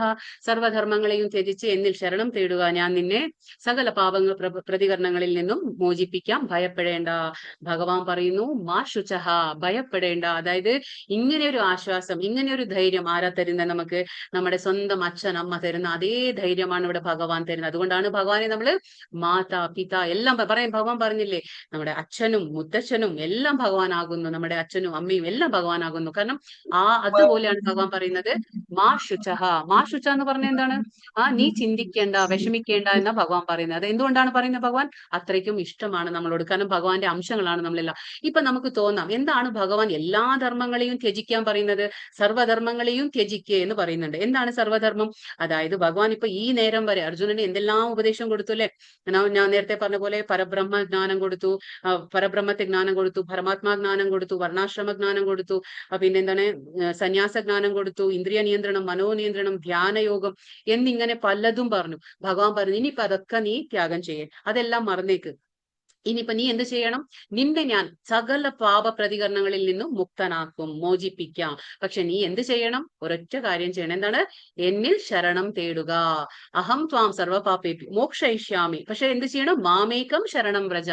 എന്നെ മാത്രം നീ ശരണം പ്രാപിക്കണം, എന്നിൽ മാത്രം. ഭഗവാൻ അത് പ്രത്യേകിച്ച് പറയുന്നുണ്ട്, എന്നിൽ മാത്രം. കാരണം നമ്മുടെ ശ്രദ്ധ ഒരേ ഒരു സ്ഥലത്തേക്കായിരിക്കണം, അത് ഭഗവാനിലേക്ക്. എങ്കിൽ മാത്രമേ, അല്ലെങ്കിൽ പലയിടത്തും നമ്മുടെ ശ്രദ്ധ, നമ്മുടെ ലക്ഷ്യം പലതും ആകുമ്പോൾ നമ്മൾ എവിടെ എത്തിച്ചേരില്ല. ലക്ഷ്യം ഒന്നായിരിക്കണം. അതുകൊണ്ടാണ് ഭഗവാൻ പറഞ്ഞ മാമേകം, എന്നിൽ മാത്രം ശരണം പ്രാപിക്കുക എന്ന് ഭഗവാൻ പറയുന്നു. അപ്പൊ സർവ്വ പാപങ്ങളിൽ നിന്നും ഭഗവാൻ നമ്മളെ മോചിപ്പിച്ചു തരും. ഭയപ്പെടേണ്ട. ഇത്രയും ഇതായിട്ട് ഇതാണ് നമ്മൾ പറയുന്നത് അല്ലെ. ഇപ്പൊ നമുക്ക് ബലിര മഹാരാജാവിനെ അറിയാം, അതേപോലെ അംബരീഷ് മഹാരാജാവിനെ അറിയാം. അവരൊക്കെ എന്താണ് ചെയ്തത്? കംപ്ലീറ്റ് ആയിട്ട് ആ ഭഗവാനെ ശരണം പ്രാപിച്ച ആൾക്കാരാണ് അല്ലെ. നവവിധ ഭക്തി ചെയ്തു. എന്തൊരു സാഹചര്യം വന്നാലും ഭഗവാനെ മാത്രമേ അവര് ശരണം തരും. അപ്പൊ ഭഗവാൻ അവർക്ക് സംരക്ഷണം നൽകി, ഉറപ്പായിട്ടും അല്ലെ. ഭയപ്പെടേണ്ട ആവശ്യമില്ല ഭക്തന്. ഇപ്പൊ നമുക്കറിയാം, ഒരു അച്ഛന്മാർ വീട്ടിൽ എങ്ങനെയാണ് കുട്ടികളെ കഴിപ്പിക്കുക? അവര് കുട്ടികളെ ഇങ്ങനെ മുകളിലേക്ക് എറിയും, എന്നിട്ട് ഇങ്ങനെ പിടിക്കും, കയ്യിൽ പിടിക്കും. മുകളിലേക്ക് എറിയും, കയ്യിൽ പിടിക്കും. പക്ഷെ ആ കുട്ടികൾ എന്താ ചെയ്യുക? ചിരിച്ചുകൊണ്ടിരിക്കും അല്ലെ. മുകളിലേക്ക് എറിയുമ്പോൾ കുട്ടി എവിടെയാണ്? ആ കാറ്റിലാണ് അല്ലെ, കാറ്റത്താണ്. അപ്പൊ ആ കാറ്റത്താകുമ്പോഴും കുട്ടി എന്താ? ചിരിച്ചുകൊണ്ടിരിക്കുക. കാരണം കുട്ടി പേടിക്കില്ല. കാരണം എന്താണ്? എറിഞ്ഞതാരാണ്? അച്ഛനാണ്. അപ്പൊ തിരിച്ചു വരുമ്പോ ആരാ പിടിക്കുക? അച്ഛൻ പിടിക്കും. രണ്ട് കൈകളോടുകൂടി അച്ഛൻ ഇങ്ങനെ ഇരിക്കുക അല്ലെ. അപ്പൊ ആ കുട്ടിയുടെ മുഖത്ത് നമുക്ക് നോക്കുമ്പോൾ പേടിയൊന്നും കാണില്ല. കാരണം എന്താണ്? ചിരിച്ചുകൊണ്ട് അത് താഴെ വരിക. കാരണം അച്ഛൻ ഇങ്ങനെ രണ്ട് കൈ ഇങ്ങനെ പിടിച്ചിരിക്കും. അപ്പൊ അറിയാം, ഉറപ്പാണ് എന്റെ അച്ഛൻ തിരിച്ചെന്നെ പിടിക്കുമെന്ന്. അതേപോലെ തന്നെ ഭഗവാനും നമ്മളെ ഈ അപ്പൊ മുകളിലേക്ക് എറിഞ്ഞ അച്ഛൻ തന്നെ തിരിച്ച് എന്നെ പിടിക്കും എന്നുള്ളത് ആ കുട്ടിക്ക് വിശ്വാസം. അതുപോലെ തന്നെ ഭൗതിക പ്രപഞ്ചത്തിലേക്ക് നമ്മളെ കൊണ്ടുവന്നത് നമുക്കറിയാം. നമ്മളിവിടെ ഭൗതിക പ്രപഞ്ചത്തിലാണ്, നമ്മൾ കുടുങ്ങിയിരിക്കുകയാണ്, ഭഗവാന്റെ അംശങ്ങളാണ്. പക്ഷെ ഭഗവാൻ തീർച്ചയായിട്ടും നമ്മളെ പിടിക്കും. അപ്പൊ നമുക്ക് പേടിക്കാനില്ല. പക്ഷെ നമ്മൾ അതിൽ വിശ്വാസം ഉണ്ടായിരിക്കണം. ഭഗവാനെ ശരണം പ്രാപിക്കണം. മാ ശുചഹ, പേടിക്കേണ്ട എന്ന് ഭഗവാനോട് പറഞ്ഞു തരാണ്. യ ഇദം പരമം ഗുഹ്യം മദ്ഭക്താശ്വേഭി ധാസ്യസി ഭക്തിം മയി പരംപരാം കൃത്വാ മാമേ വൈശ്യത്യ സംശയഃ. പരമരഹസ്യമായ ഈ ജ്ഞാനത്തെ എന്റെ ഭക്തന്മാർക്ക് ഉപദേശിക്കുന്നവൻ ശുദ്ധ ഭക്തിയുടെ സേവനം സുനിശ്ചിതമാണ്. അവസാനം അയാൾ എന്നിലേക്ക് തിരിച്ചെത്തുകയും ചെയ്യുന്നു. അപ്പൊ ഇവിടെ ഭഗവാൻ പറയാണ്, ആരാണോ ഭഗവാന്റെ ഈ പരമരഹസ്യമായ വളരെയധികം സീക്രട്ടായ ഈ ജ്ഞാനം, ഭഗവാന്റെ ഈ ഗീതോപദേശം എന്നുള്ള ജ്ഞാനം എന്റെ ഭക്തന്മാർക്ക്, അതായത് മറ്റുള്ളവർക്ക് ഉപദേശിച്ചു കൊടുക്കുന്നത്. അപ്പൊ എന്താണ്? ഭക്തന്മാർക്ക് ഉപദേശിച്ചു കൊടുക്കുമ്പോ എന്താണ്? ശുദ്ധ ഭക്തി സേവനം അവന് സുനിശ്ചിതമാണ്. കാരണം ഭഗവാന്റെ കാര്യങ്ങൾ, അതിരഹസ്യമായ ഈ ഗീതോപദേശം മറ്റുള്ളവരിലേക്ക് ആരാണോ എത്തിച്ചു കൊടുക്കുന്നത്, അവർക്ക് തീർച്ചയായിട്ടും ഭഗവാൻ ഭക്തിയുടെ സേവനത്തിന്റെ ആ ഒരു അവസരം, നമുക്ക് തോന്നാം ഞാൻ ഭഗവാന്റെ ഭക്തി ചെയ്യുന്നില്ല എന്ന്. ഞാനല്ല തീരുമാനിക്കുക, അത് ഭഗവാന്റെ അനുഗ്രഹമാണ്, ഭഗവാന്റെ കാരുണ്യമാണ്. ഇന്ന് നമ്മൾ ഒരു കാര്യം ഭഗവാന്റെ ചെയ്യുന്നുണ്ടെങ്കിൽ അത് നമ്മുടെ കഴിവൊന്നുമല്ല. അതാരാണ് ആ കഴിവ് തരുന്നത്? ഭഗവാനാണ്. അതാണ് ഈ ശ്ലോകത്തിൽ നമുക്ക് മനസ്സിലാക്കാൻ പറ്റുന്നത്. അത് ആ ഭാഗ്യം നമുക്ക് തരണമെങ്കിൽ ആരാണത്? ഭഗവാൻ തരുന്നതാണത്. അപ്പൊ അവസാനം അയാൾ എന്നിലേക്ക് തിരിച്ചെത്തുകയും ചെയ്യുന്നു. ഭഗവാൻ പറയുന്നു, അങ്ങനെയുള്ള ആള് ആരാണോ മറ്റുള്ളവരിലേക്ക് എന്റെ ഈ ജ്ഞാനം പകർത്തി കൊടുക്കുന്നത്, അവര് എന്റെ അടുത്തേക്ക് എത്തുന്നു. അപ്പൊ നമുക്ക് എന്തെങ്കിലും ഭഗവാന്റെ കാര്യം കിട്ടിയാൽ നമ്മൾ എന്താണ് ചെയ്യേണ്ടത്? മറ്റുള്ളവരിലേക്ക് നമ്മളത് എത്തിച്ചു കൊടുക്കണം. പക്ഷെ ഇവിടെ ഭക്തന്മാർക്കിടയിൽ മാത്രമാണ് ചർച്ച ചെയ്യപ്പെടേണ്ടതാണ് ഈ ഭഗവാന്റെ കാര്യങ്ങൾ. കാരണം ഭക്തി ഇല്ലാത്തവർക്ക് ഭഗവത്ഗീതയാവട്ടെ, ഭഗവാനെ കാര്യങ്ങളായിട്ട് അവർക്ക് വിശ്വാസം ഉണ്ടായിരിക്കില്ല, അവർക്കത് മനസ്സിലാവൂല്ല, അവർക്കത് ഇഷ്ടപ്പെടുവില്ല, അത് അതിൽ വിശ്വസിക്കുന്നുമില്ല. അപ്പൊ അതാണ് പറയുന്നത്. പക്ഷെ നമ്മൾ കഴിവതും എല്ലായിടത്തും നമുക്ക് എല്ലാവർക്കും എത്തിച്ചു കൊടുക്കണം ഭഗവാന്റെ കാര്യം. നമുക്ക് എങ്ങനെ കിട്ടി, നമ്മൾ എങ്ങനെ ഈ വഴിക്ക് വന്നു, മറ്റുള്ളവരിലേക്കും ഈ ജ്ഞാനം നമ്മൾ പറഞ്ഞു കൊടുക്കണം. അവർക്കും ഈ ഭഗവാന്റെ കാര്യങ്ങളൊക്കെ മനസ്സിലാക്കി കൊടുക്കണം എന്നുള്ളത് നമ്മുടെ ഒരു എന്താ പറയുക, നമ്മുടെയൊക്കെ കടമയാണ്. കാരണം എന്താണ്? അങ്ങനെ ചെയ്യുന്നവന് തീർച്ചയായിട്ടും ഭഗവാന്റെ ഭക്തി ചെയ്യാനുള്ള ഒരു അവസരം ഭക്തി നമുക്ക് ഭഗവാൻ നൽകുന്നു.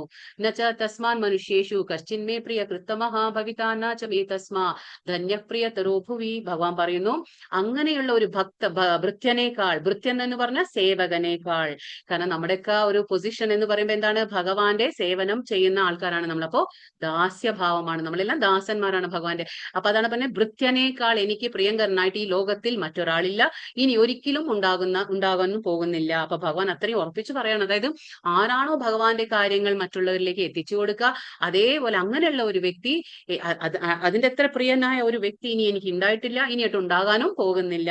ഇപ്പൊ നമുക്ക് ഈ ചിത്രത്തിൽ ആരാ കാണുന്നത്? പ്രഭുപാദർ.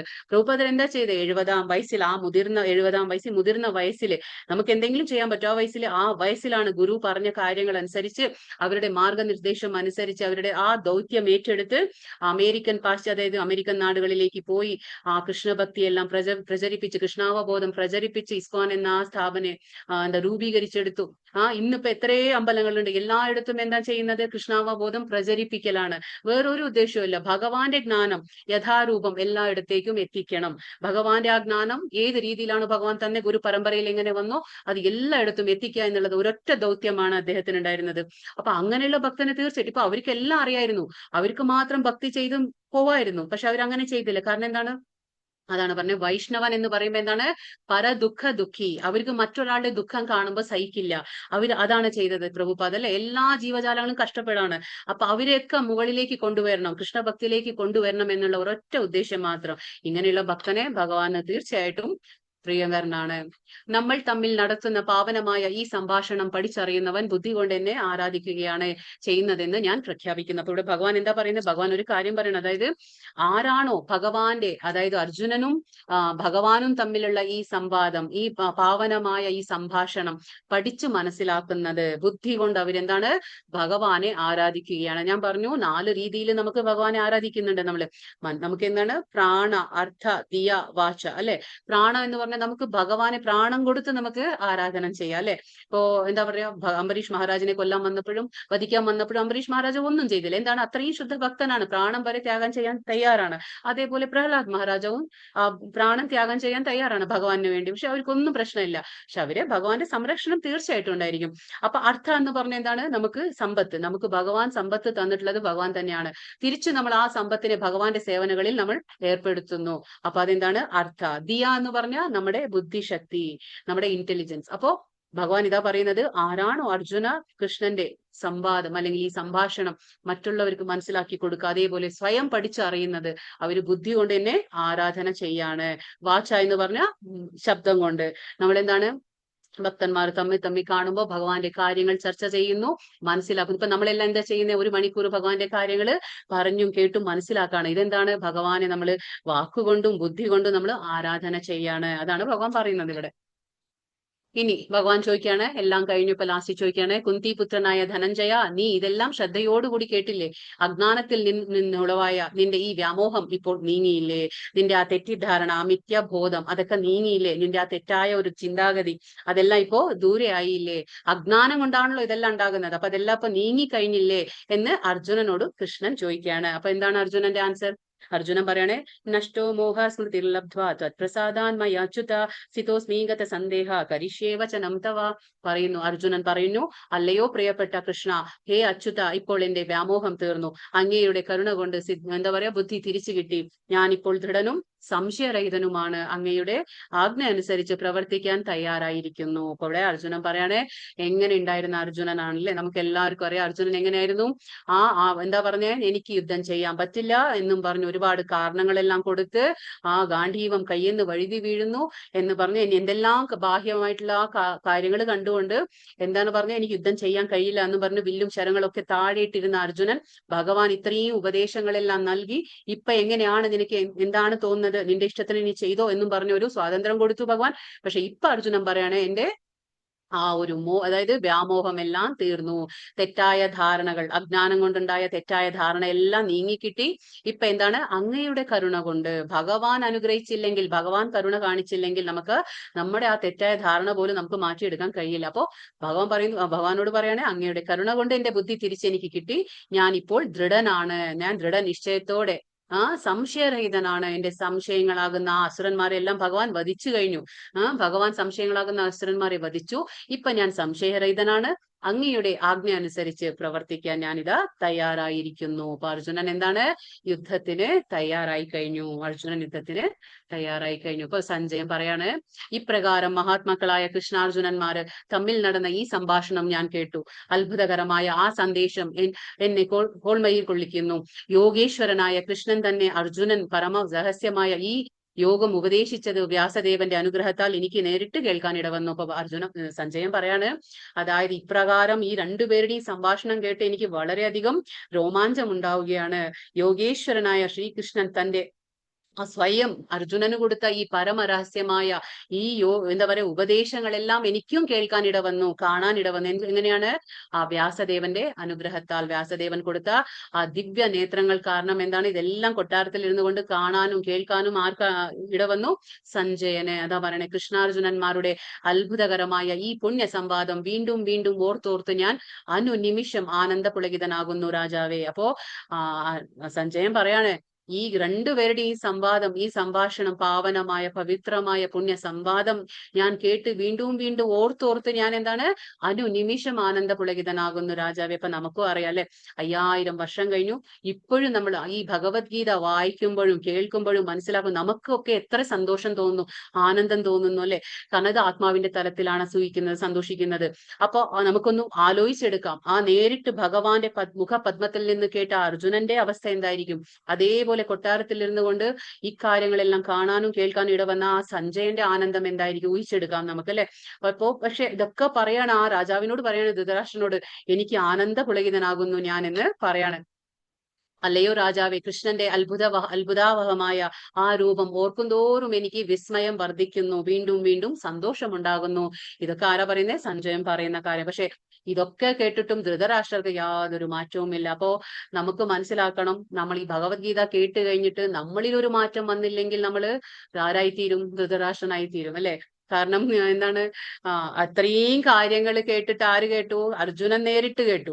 അതേപോലെ സഞ്ജയൻ ഇവിടെ കൊട്ടാരത്തിൽ ഇരുന്നു കൊണ്ട് കണ്ടു, കേട്ടു. പക്ഷെ അർജുനന് മാറ്റം വന്നു, സഞ്ജയന് സന്തോഷം തോന്നുന്നു, സഞ്ജയനിൽ ഒരുപാട് മാറ്റം വരുന്നു. പക്ഷെ ഇതൊക്കെ കേട്ടിട്ട് ഒരു മാറ്റവും ഇല്ലാതെ ഒരാൾ ഇരിക്കുന്നുണ്ട്. ആരാണ്? നമ്മുടെ ധൃതരാഷ്ട്രൻ. അപ്പൊ നമുക്കറിയാം, ഇത്രയും ഭഗവത്ഗീത ക്ലാസ്സുകൾ അറ്റൻഡ് ചെയ്ത് നമുക്കൊരു മാറ്റം ഇല്ലെങ്കിൽ നമ്മൾ ധൃതരാഷ്ട്രനാണോ, നമ്മൾ അർജുനനാണോ, നമ്മൾ എന്താണ് നമുക്കും മനസ്സിലാക്കാൻ പറ്റും. അതാണ് പറയുന്നത്. ഇത് നമ്മൾ വിഷ്ണു സഹസ്രനാമത്തിൽ കേട്ടിട്ടുള്ള ആ ശ്ലോകമാണ്. എത്ര യോഗേശ്വര കൃഷ്ണ എത്ര പാർത്ഥോ ധനുർധരഃ തത്ര ശ്രീർ വിജയോർഭൂതി ധ്രുവാനീതിർ മതിർമമ. എന്താ പറയുന്നേ? എവിടെയെല്ലാം യോഗേശ്വരനായ കൃഷ്ണനുണ്ടോ, എവിടെ വില്ലാളി വീരനായ അർജുനനുണ്ടോ, അവിടെയാണ് ഐശ്വര്യവും വിജയവും അസാധാരണ ശക്തിയും നീതിയും ഉള്ളത്. ഇതാണ് എന്റെ അഭിപ്രായം. ഇതെന്തുകൊണ്ട് എന്താ പറയുക, സഞ്ജയൻ ഇങ്ങനെ ഒരു അഭിപ്രായം പറയുന്ന കാരണം, നമുക്ക് ഭഗവത്ഗീത തുടങ്ങിയത് എവിടെ നിന്നാണ്? 1-ാം ശ്ലോകം എന്തായിരുന്നു? ധൃതരാഷ്ട്രന്റെ ശ്ലോകമാണ് അല്ലെ. ധർമ്മക്ഷേത്രേ കുരുക്ഷേത്രേ സമവേതായുത്സവ മമക പാണ്ഡവാശ്ചൈവ കിമ കുർവത സഞ്ജയ എന്ന് ചോദിച്ചു. അവിടെ എന്താ നടക്കുന്നത്, എന്താ ചെയ്യുന്നത്? അപ്പൊ അതൊക്കെ ചോദിച്ചപ്പോ ആ ധൃതരാഷ്ട്രക്ക് ഒരു ആഗ്രഹം ഉണ്ടായിരുന്നു. എന്താണ്? എന്റെ മക്കൾക്ക് വിജയം ഉണ്ടാകും, എന്റെ മക്കൾക്ക് ജയം ഉണ്ടാകും എന്നുള്ള എവിടേക്കോ ഒരു തോന്നലുണ്ടായിരുന്നു. ആ ഒരു വിശ്വസിക്കുകയാണ്, എന്റെ മക്കൾക്ക് ജയം കിട്ടും, ലഭിക്കും എന്നുള്ള ഒരു വിശ്വാസം ഉണ്ട്. അപ്പൊ അതുകൊണ്ടാണ് ഇവിടെ എന്താ പറയുന്നത്, സഞ്ജയൻ ഇങ്ങനെ പറയുന്നത്. നിങ്ങൾക്ക് അങ്ങനെ ഒരു വിശ്വാസം ഉണ്ടെങ്കിൽ ഇതാണ് എന്റെ അഭിപ്രായം. എന്താണ്? നമ്മൾ പറയില്ലേ, ജയത്തു പാണ്ഡുപുത്രാണാം യേഷാം പക്ഷേ ജനാർദ്ദന. ആരുടെ കൂടെയാണ് ജനാർദ്ദനൻ ഭഗവാൻ ഉള്ളത്, അവർക്ക് തന്നെ തീർച്ചയായിട്ടും ജയം ഉണ്ടാവുക. ഇവിടെ അതാ പറയുന്നത്, എവിടെ കൃഷ്ണനുണ്ടോ, എവിടെ വില്ലാളി വീരനായ അർജുനനുണ്ടോ, അവിടെയാണ് എല്ലാ ഐശ്വര്യവും എല്ലാ വിജയവും ഉണ്ടാകുന്നത്, അസാധാരണ ശക്തിയും ഉണ്ടായിരിക്കും, നീതിയും ഉണ്ടായിരിക്കും. അപ്പോ ഇത് അവന്റെ അഭിപ്രായം എന്ന് സഞ്ജയൻ പറയാണ്. അപ്പൊ ഇവിടെ നമ്മുടെ അധ്യായം കഴിയാണ്. ഇത് ഗീതാ മഹാത്മ്യം നമുക്ക് എല്ലാവർക്കും അറിയാം. ഭഗവത്ഗീത വായിക്കുന്നതിന്റെ മഹാത്മ്യം ആരാണ് എഴുതിയത്? ശങ്കരാചാര്യർ രചിച്ചതാണ്. അപ്പൊ എന്താണ്? പവിത്രമായ ഈ ഗീതാശാസ്ത്രത്തെ പ്രയത്നപൂർവം പഠിക്കുന്നവർ ഭയശോകാദികളിൽ നിന്ന് മുക്തനായി വിഷ്ണുവിന്റെ പദം പോകുന്നു. നമ്മൾ ഇത് പഠിക്കുമ്പോൾ ഗൗരവത്തോടെ, വിശ്വാസത്തോടെ, ഭക്തിയോടെ പഠിക്കണം ഭഗവത്ഗീത. അത് ഒരു ലൗകിക സാഹിത്യമല്ല, ഭഗവാന്റെ ഉപദേശങ്ങളാണ്. ആ വിശ്വാസമില്ലെങ്കിൽ ഒന്നും നമുക്കത് അതിൻ്റെതായ ആ ഫലം നമുക്ക് ലഭിക്കുന്നില്ല. അപ്പൊ ഇതാണ് പറയുന്നത്, നിത്യവും നമ്മൾ ഭഗവത്ഗീത വായിക്കണം. നമ്മൾ എന്താ പറയുന്നത്, മനുഷ്യർക്ക് എന്താണിത്? പ്രതിദിനം സ്നാനം ശരീരത്തിനെ ശുദ്ധിയാക്കും. പക്ഷേ ഭഗവത്ഗീതയാകുന്ന ഗംഗാജലത്തിൽ നമ്മൾ കുളിച്ചു കഴിഞ്ഞാൽ അതിന്റെ പുണ്യം നമുക്ക് പറയാനേ ഇല്ല. അതാണ് പറയുന്നത്. പിന്നെ ലാസ്റ്റ് എന്താ പറയുന്നത്? ഏകം ശാസ്ത്രം ദേവകീ പുത്രഗീതം ഏകോ ദേവോ ദേവകീ പുത്രേവ ഏകോ മന്ത്രസ്തസ്യ നാമാനി യാനി കർമാപി ഏകം തസ്യ ദേവസ്യ സേവ. ഒരേ ഒരു ശാസ്ത്രമാകട്ടെ അത് കൃഷ്ണനും ഉപദേശിച്ച ഭഗവത്ഗീത, ഒരേ ഒരു ഈശ്വരനാകട്ടെ അത് ശ്രീകൃഷ്ണൻ, പിന്നെ ഒരേ ഒരു മന്ത്രമാകട്ടെ അവന്റെ നാമവും ഒരേ ഒരു കർമ്മമാകട്ടെ അവന്റെ ദിവ്യ സേവനയും. അപ്പൊ ഇതാണ് നമ്മൾ ഭഗവത്ഗീതയുടെ കാര്യങ്ങൾ ഇവിടെ മനസ്സിലാക്കുന്നത്. അപ്പൊ ഇവിടെ ഈ അധ്യായം തീരുകയാണ്. ഹരേ കൃഷ്ണ കൃഷ്ണ കൃഷ്ണ ഹരേ ഹരേ, ഹരേ രാമ രാമ രാമ ഹരേ ഹരേ. വാഞ്ചാ കൽപതരുഭ്യശ്ച കൃപാ സിന്ധുഭ്യവച പതിതാനാം പാവനേഭ്യോ വൈഷ്ണവേഭ്യോ നമോ നമഃ. അനന്ത കോടി വൈഷ്ണവൃന്ദ കി ജയ്, ശ്രീല പ്രഭുപാദ് കി ജയ്, ശ്രീല ഗുരുദേവ് കി ജയ്. ഹരേ കൃഷ്ണ. അപ്പോ നമ്മളും ആലോചിക്കണം, നമ്മുടെ ജീവിതവും എന്താണ്? ഒരു യുദ്ധഭൂമി തന്നെയാണ് അല്ലെ. കുരുക്ഷേത്ര യുദ്ധഭൂമി തന്നെ നമ്മുടെ ഓരോരുത്തരുടെയും ജീവിതം. ഇവിടെ അർജുനന്റെ യുദ്ധഭൂമി കുരുക്ഷേത്ര ആയിരുന്നു. അവിടെ എന്താണ്? അർജുനൻ യുദ്ധം ചെയ്യേണ്ടത് ആരുടെ കൂടെ ആയിരുന്നു? എതിർ സൈഡിൽ, എതിർപക്ഷത്ത് നിൽക്കുന്ന അവിടെ ആ ബന്ധുമിത്രാദികൾ, അവരോടായിരുന്നു യുദ്ധം ചെയ്യേണ്ടത്. അപ്പൊ ഒരു ധർമ്മസങ്കടത്തിലായിരുന്നു അർജുനൻ അല്ലെ. അർജുനന് ആശയക്കുഴപ്പത്തിൽ, ഒരു ധർമ്മസങ്കടത്തിൽ, ആ ആശയക്കുഴപ്പത്തിലും ധർമ്മസങ്കടത്തിൽ അർജുനൻ നിന്ന് തളർന്നു പോകുന്നു അല്ലെ. ആ സമയത്ത് എന്താണ് ചെയ്തത്? ഭഗവാൻ ഉപദേശം കൊടുത്തു. ഭഗവാന്റെ ഉപദേശങ്ങളെല്ലാം കേട്ട് ഭഗവാൻ എന്ത് പറഞ്ഞു? ഭഗവാൻ നിന്റെ ഇഷ്ടത്തിന് എന്ത് ചെയ്യാൻ പറ്റുമോ നീ ചെയ്തോ, ഞാൻ എല്ലാ ഉപദേശങ്ങളും നിനക്ക് തന്നു എന്ന്. അപ്പൊ നമ്മുടെ ജീവിതം എന്താണ്? നമ്മുടെ ജീവിതത്തിലും കുരുക്ഷേത്ര യുദ്ധഭൂമി പോലെ തന്നെ നമ്മൾ. പക്ഷെ നമുക്ക് എന്താണ്? നമ്മൾ പുറമേയുള്ള ശത്രുക്കളോടല്ല യുദ്ധം ചെയ്യേണ്ടത്, നമ്മുടെ ഉള്ളിലുള്ള ശത്രുക്കൾ, എന്താണ്? അരിഷഡ്വർഗങ്ങൾ, കാമ, ക്രോധ, ലോഭ, മോഹ, മതമാത്സര്യം എന്നുള്ള 6 ശത്രുക്കളോടാണ് നമ്മൾ യുദ്ധം ചെയ്യേണ്ടത് പ്രതി ദിവസവും നമുക്ക്. അപ്പൊ നമ്മളും പലപ്പോഴും ഇത് ശരിയാണോ, ഇത് തെറ്റാണോ, ഇത് ചെയ്യണോ, ഇത് വേണ്ടേ, ഇങ്ങനെയുള്ള പല പല ധർമ്മസങ്കടത്തിൽ നമ്മളും നിൽക്കുന്ന ആൾക്കാരാണ്. ആശയക്കുഴപ്പം നമുക്കും നമ്മുടെ ജീവിതത്തിലുണ്ടാവും. പക്ഷെ അപ്പൊക്കെ നമ്മൾ എന്താ ചെയ്യേണ്ടത്? അർജുനന്റെ വഴി തിരഞ്ഞെടുക്കണം. കാരണം എന്താണ്? അർജുനൻ നമ്മളെല്ലാം പ്രതിനിധീകരിക്കുകയാണ്. ഈ ഉപദേശം അർജുനന് മാത്രമല്ല, നമ്മൾ ഓരോരുത്തർക്കും, ഓരോ ജീവാത്മാവിനുള്ള ഉപദേശങ്ങളാണിത്. അപ്പൊ അർജുനന്റെ സ്ഥിതിയിൽ നമ്മളാണ് നിൽക്കുന്നത്. അപ്പൊ ആ ഓരോ ജീവിതത്തിൽ നമ്മൾ തളരുമ്പോൾ നമുക്ക് എന്താ ചെയ്യേണ്ടത്? തളരുമ്പോൾ ആ അവസ്ഥ വരുമ്പോൾ നമുക്ക് എന്താണ്? അർജുനൻ എന്താ ചെയ്തേ? യഥേച്ഛസി തഥാകുരു. ഭഗവാൻ പറഞ്ഞു നിനക്ക് എന്ത് ഹിതമെന്ന് തോന്നുന്നോ അത് ചെയ്തോളാൻ പറഞ്ഞു. പക്ഷെ അർജുനൻ പറഞ്ഞു കരിഷ്യേ വചനം തവ. കൃഷ്ണ, ഭഗവാനെ അങ്ങ് പറയുന്നത് പോലെ ഞാൻ അനുസരിക്കാനും ഞാൻ ചെയ്യാനും ഞാൻ തയ്യാറാണെന്ന് പറഞ്ഞു. അർജുനൻ പറഞ്ഞു. അപ്പൊ അതേപോലെ നമ്മുടെ ജീവിത പ്രതിസന്ധികളിൽ നമ്മൾ എന്താ ചെയ്യേണ്ടത്? നമ്മൾ ഇതേപോലെ ഭഗവാനെ ശരണം പ്രാപിച്ചുകൊണ്ട്, ഹരേ കൃഷ്ണ മന്ത്രം ഉച്ചരിച്ചുകൊണ്ട്, ഭഗവാനിൽ പരിപൂർണമായ ശരണം പ്രാപിച്ചുകൊണ്ട് ഭഗവാന്റെ ജീവിതത്തിൽ നമ്മൾ എന്താകണം? ഭക്തനാകണം, ഭഗവാന്റെ ശിഷ്യനാകണം, മിത്രനാകണം. അപ്പൊ എന്താണ്? ഭഗവാൻ നമ്മുടെ ജീവിതത്തിൽ എന്താകും? നമ്മുടെ ജീവിതമാകുന്ന രഥത്തിന്റെ ഭഗവാൻ സാരഥിയാകുന്നു. ഭഗവാൻ സാരഥിയായി കഴിഞ്ഞാൽ പിന്നെ നമുക്ക് പറയേണ്ട ആവശ്യമില്ല. എവിടെ കൃഷ്ണനുണ്ടോ അവിടെ ഐശ്വര്യവും വിജയവും തീർച്ചയായിട്ടും ഉണ്ടായിരിക്കും. അപ്പോ ഭഗവാന്റെ ഈ കൃഷ്ണന്റെ അമൃതതുല്യ വാണി ഭഗവത്ഗീത എല്ലാവർക്കും ഒരു എന്താ പറയാ തണലായി, അഭയമായി, ധൈര്യമായി എല്ലാവർക്കും നിങ്ങളുടെ ഓരോരുത്തരുടെയും ജീവിതത്തിലെ ആ പ്രതിസന്ധികളിലെ നിങ്ങൾക്കൊരു മാർഗദർശനമായി നിൽക്കട്ടെ എന്ന് ആശിച്ച് ഞാൻ ഇതോടെ നിർത്തുന്നു. ഹരേ കൃഷ്ണ. നിങ്ങൾക്ക് എല്ലാവർക്കും എന്തെങ്കിലും ഒരു കൃഷ്ണന്റെ ഭക്തി ചെയ്യാനോ എന്തെങ്കിലുമൊക്കെ തോന്നിയിട്ടുണ്ടെങ്കിൽ അത് ഭഗവാന്റെ അനുഗ്രഹവും കാരുണ്യം മാത്രമാണ്. ഞാൻ ഇവിടെ ഒരു നിമിത്തം മാത്രമാണ്. എന്റെ ഗുരുക്കന്മാരുടെ അനുഗ്രഹം, പിന്നെ ശ്രീ രാധാഗോവിന്ദ ഇസ്കോൻ മംഗളൂരിന്റെ ഒരു കാരുണ്യം മൂലമാണ് ഞാൻ ഇവിടെ ഇരുന്ന് നിങ്ങളോടൊക്കെ ഇത്രയും കാര്യങ്ങളെല്ലാം പറഞ്ഞത്. ഹരേ കൃഷ്ണ. ഹരേ കൃഷ്ണ മാതാജി. ഹരേ കൃഷ്ണ. മാതാജി. ക്ലാസ്സുകൾ വളരെ നന്നായിരുന്നു. ഹരേ കൃഷ്ണ മാതാജി. ഹരേ കൃഷ്ണ. ഹരേ കൃഷ്ണ മാതാജി. ഹരേ കൃഷ്ണ മാതാജി. ഹരേ കൃഷ്ണ മാതാജി. ഹരേ കൃഷ്ണ മാതാജി. ഞാനൊക്കെ വായിക്കുന്നല്ലാണ്ട് എനിക്ക് ഒന്നും അർത്ഥം അറിയില്ല.